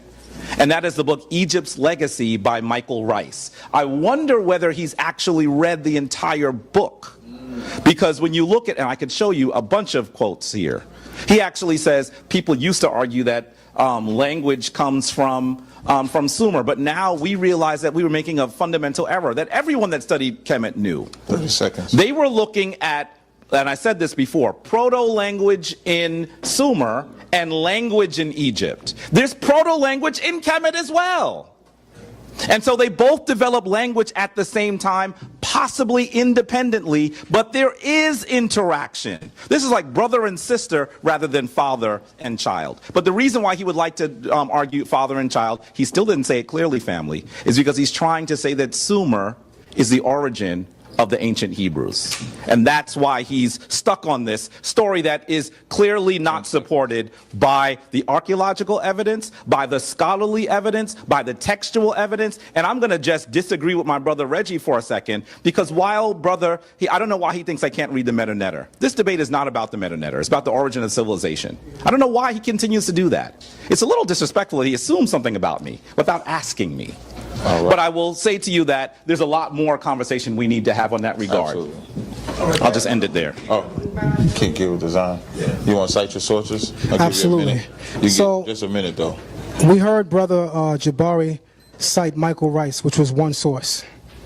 I'm not sure if examining the origins of a civilization from a scholarly point of view is enough to be able to quote one source. You see, people that genuinely immerse themselves in information, you may not remember every single book that you've read. He is absolutely right. But you might remember more than one. So I could tell you that I definitely read Sheikh Anta Diop's Civilization or Barbarism. I can tell you that I definitely read Dr. Ben's book, We Are the Black Jews. I can tell you I definitely read Sheikh Anta Diop's book. Excuse me. I don't think that's excuse me. He's asking. You're citing. Are you speaking out of turn? Because I'm not. If I didn't answer the question right, it's for. What are we doing here? Can I finish? He just wanted to know the sources for today. That's what he's asking. Right, but if I got Reggie, I guess, disputed. Okay. Was that taken out of my time? No. Because you get 15. Whether I'm wrong or not, just don't cut me off, man. It's that simple. Okay. So here's what I want to say. I didn't mean to. That's fine. You get 20 more. That's fine. So let me say this again. I've read a considerable amount of books on this. sa.neter knows I've spent $1,000 on books on Kemet. Fact. So I didn't go into this reading one book on Kemet and saying I know Kemet. I sat with teachers. I watched hours of video of this man. I keep saying his name. I keep putting respect on it. And I know he's going to try to put me in a hot seat when he get up here, which he's supposed to do. But I gave it that much respect. But here's what we ask. How much respect did you give our traditions? 15 seconds. Did you try to learn the Hebrew language? Brother Zion Lexx assumes that I don't know the sa.neter. It's not that I'm assuming. You're not demonstrating it. 10 seconds. I'm done. All right, so now at this point we're going to take questions from the audience. Okay, again, try to keep your questions to a certain... Right. Try to... Okay. This one? All right. Try to keep your questions short, concise, so that the responses can be short, concise, so we can try to get everybody. We're working with a time limit, all right? Right. So we're going to give it to Baba Haru first. Give Baba Haru a hand.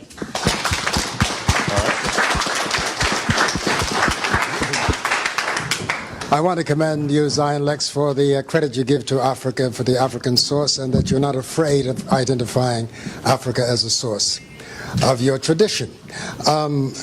I also need to ask you one question. Nimrod, who is Nimrod's father? Nimrod's father, Cush. Okay, so if and what is Cush called today? Ethiopia. Okay, so then you agree that the father is the African, and of course that Sumer then becomes comes after Cush. No, I think that was a bit loaded, because you asked me a series of questions. We'll go back and revisit it. Yeah. You asked me a series of questions. You said, Zion Lexx, do you agree that who's the father of Nimrod? And I said Cush. And you said, okay, and so you agree then that Cush is the father of the African traditions, or of Africa. Now, here's the problem with that.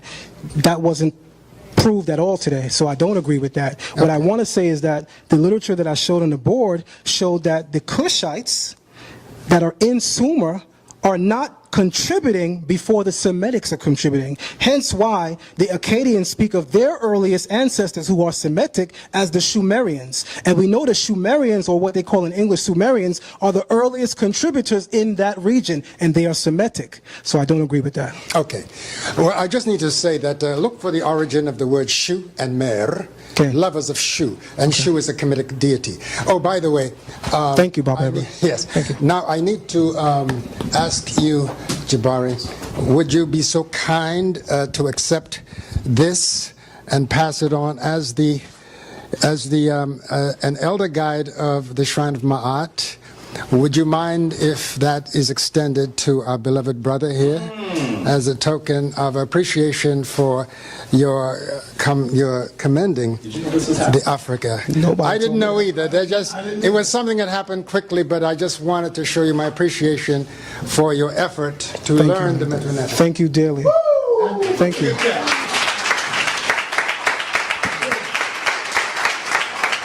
Beautiful. Thank you, Dr. Evans. Thank you. Thank you.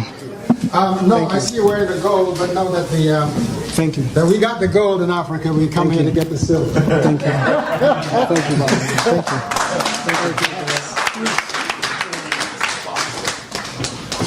you. Okay, so who has the next question? We're gonna go back. We're gonna get to you probably after the Sanjay. Okay. Wait. Oh yeah. You gotta come over here though, man. Oh, yeah. Come on over here. Come this way though.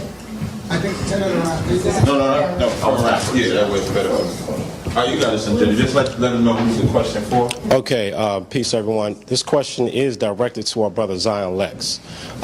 A quick point of clarity. Neither myself nor Imhotep ever said that the Ankh is a coiled rope, so I'd like to direct you to the book called Aluja, Volume 1, for the full argument. So, now it does have to do with ropes and tying, however, not a coiled rope, but however, go to that book, please. You get the full argument. Aluja. Yes. His book. Yeah, so the full argument is in that work. Definitely read that. All right. Now, on the slide where Dr. Ben was speaking, where he said the order was issued already, and that's being used as an argument against Jabari and about the Pertim Heru, and that our epithet saying that thou shalt not, and then we say, I have not. All right. So did you read a document that says thou shalt not in Kemetic text, but not what Dr. Ben said? Absolutely. I believe that was the reason. Thank you, Brother Sanjetti. I believe that was the reason why I showed this slide right here. This slide from plate 4 of the Papyrus Ani 30b, which is in the book right there. It reads, Jehuti, Pu'at is the company of the gods. Excuse me, Pu'at is the company, and Neteru would be the gods. So this is saying, Jehuti hath weighed him in accordance with that which was written and uttered by the company of the gods to him. Where is thou shalt not? It's not in there. Why would it say thou shalt not? That's like an English rendition. But you get the concept. Okay. All right, how about this? Technicality. Where is the Kemetic term for not? Where is the negation? Where is the Kemetic term for not? No. Where is the negation in the sentence? Explain what you mean by legation. Okay, pardon me. Oh, negation. Okay, so I didn't hear you. Okay. Now, yes, you successfully read that. However, where is the negation? Not, do not, etc. Okay, so first thing I want to say is this. What he is challenging me to do is to go back in the book and show you chapter 125, where we see 42 negations, because that is where we see the negations, I have not, I have not, I have not. So here's the first thing I want to say in rebuttal to you towards that. I thank you for being a little bit more honest in saying that I did read this correctly, but I want you to also hone in more on this, because I'm not sure even you are understanding why I brought it up. Not to demean you in any way, because I think highly of you. I think I demonstrated that tonight on so many levels.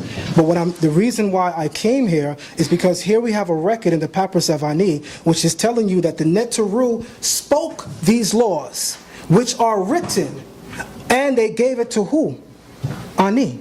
So when Ani says, I have not, it is because of that which was written and spoken by the Neteru. So it doesn't have to say thou shalt. Really? Can I make a point of order? No. But thank you for the question, brother. Thank you, man. Ask a question of point of order. It says it's not going to be about what he said. No, it's this way. You don't understand what I'm asking. I'm asking the point of order.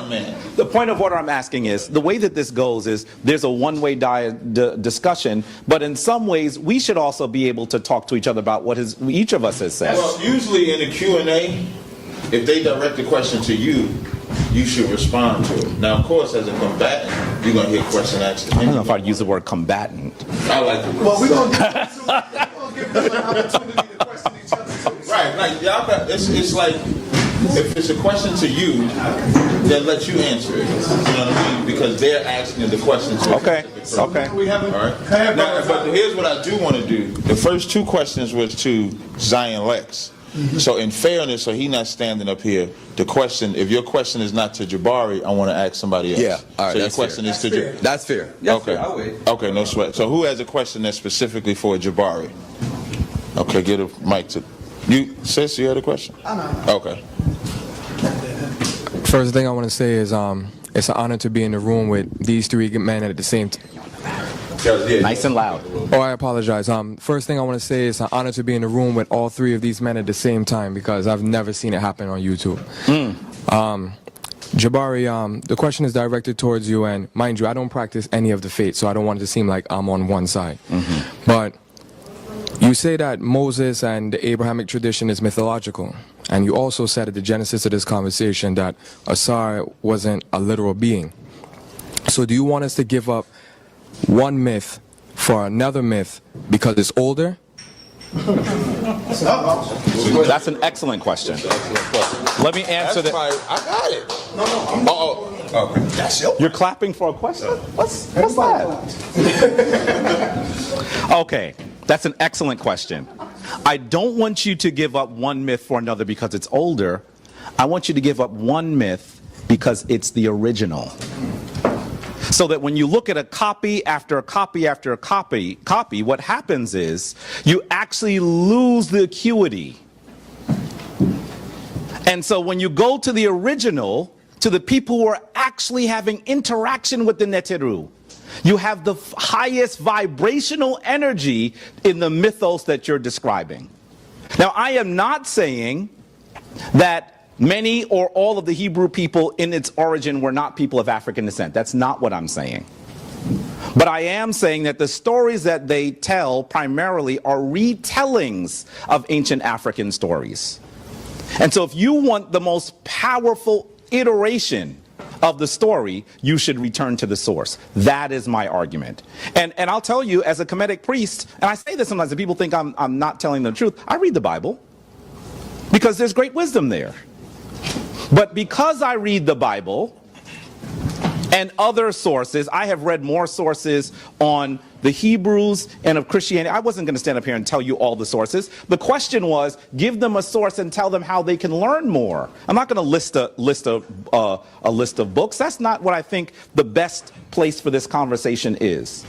But what I do want you to understand is that when you read all those sources, you can hear genuine, powerful utterance of wisdom. And I hear that in the Bible. I'm not saying that you should discard the Bible, but I am saying that now you have to recognize that if this book is wonderful, if this book is genuine, now it's time to put it in the context of the earlier African traditions. That is the argument I'm making. Unfortunately, the Bible and other of the Western traditions, and I'm calling the Western traditions, have been greatly tempered by the Talmud.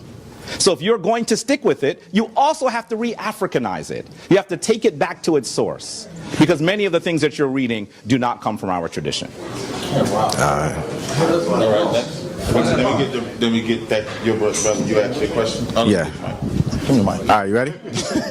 Yeah, no, you can ask your question, and then you can ask your question next. All right. First of all, peace, everybody. Peace. I do got respect for Son Jetty right here. Brother Lexx, I hope you feel better. Taz, what's up, powerful brother? My question is. Y'all be saying Taz, I hate that. I know you hate that. I'm sorry. Okay, no sweat. Can you give a definitive answer as far as the origins of civilization, where the first system of government came out of? You know, as it pertains, because we're talking about the origins of civilization, and like he said, it pertains writing, it pertains, so where did the first system of government come out of, and where can I find the definitive proof and answers for that?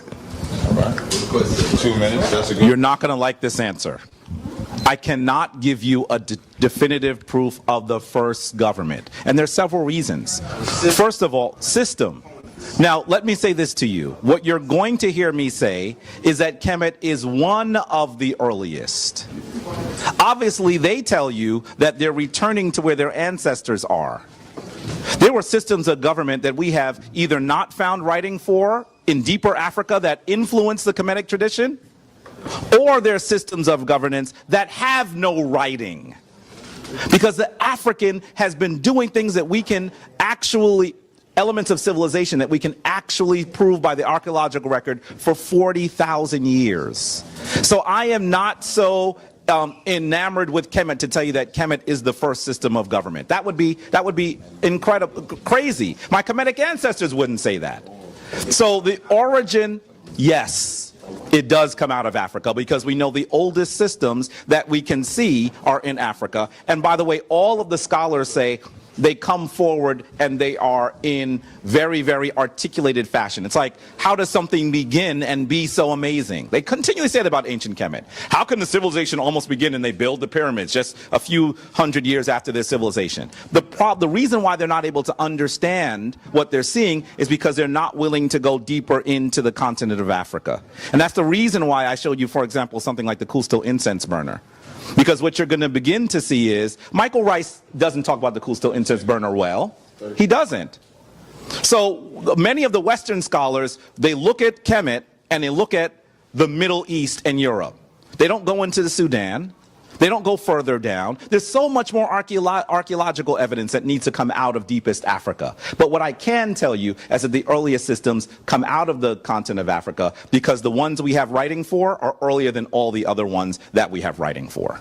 All right. Does that make sense? Yes. All right, so the next question will come from, I believe, Garfield. Hey, Zion, if you could bring up Joshua 24 on your phone, the Tanakh version. I want to make a point also that with what Brother Jabari said, Joshua 24. Now, you got it? Remember, you got to ask a question. Remember, no comments? Speeches. Yeah, no speeches. I just wanted to add on to what the brother said. We don't want to be like Reggie. We just No, I was going to say that AFA 23 is something that we all should research. Everybody here, because it has buildings big like Gobel Tepe, but it's in the Sudan and it's 15,000 years ago. And it shows a lot of advanced movement by African people in the Sudan from the south. And the same people moved up, if you read Fred Wendorf's work, did work 11,000 years ago showing some sort of civilization in the south. The same people building, you know what I'm saying? But let me ask Zion real quick. Can you read Joshua 24, verse 2 and verse 3? Because I want to bring up something about beyond the river real quickly. And Joshua said to all the people, thus said the Lord God of Israel, your fathers lived on the other side of the river in the old time. Tirach, the father of Abraham, and the father of Nahor, and they served other gods. All right. Now, beyond the river, when you look into the Hebrew, because Garfield is trying to study Hebrew, by the way, you see that beyond the river actually is, I think, Abanara in Aramaic, and Ibanari. What Ibanari is actually, it's actually a province. Ibanari, if you research it. It's also in Nehemiah and Ezra, and it's mentioned. And what happened is, it was a province for Persia. And the Assyrians also call it a province. I'm asking you now, is this verse saying that Abraham came from beyond the river? Because beyond the river is actually a word itself. Okay, so I'm going to read it again. And Joshua said to all the people, thus said the Lord, the God of Israel, your fathers lived on the other side of the river in old times, which the other side of the river would be Be'ever HaNahor.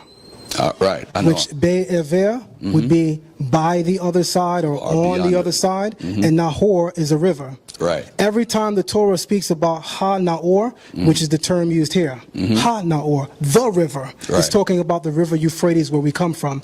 You can go into any biblical concordance and look up the term Nahor in Hebrew. You'll always see when the term Nahor, which is river, is used alone, it always references any other, it can reference any other river. But when it says the river, it's speaking about the great river.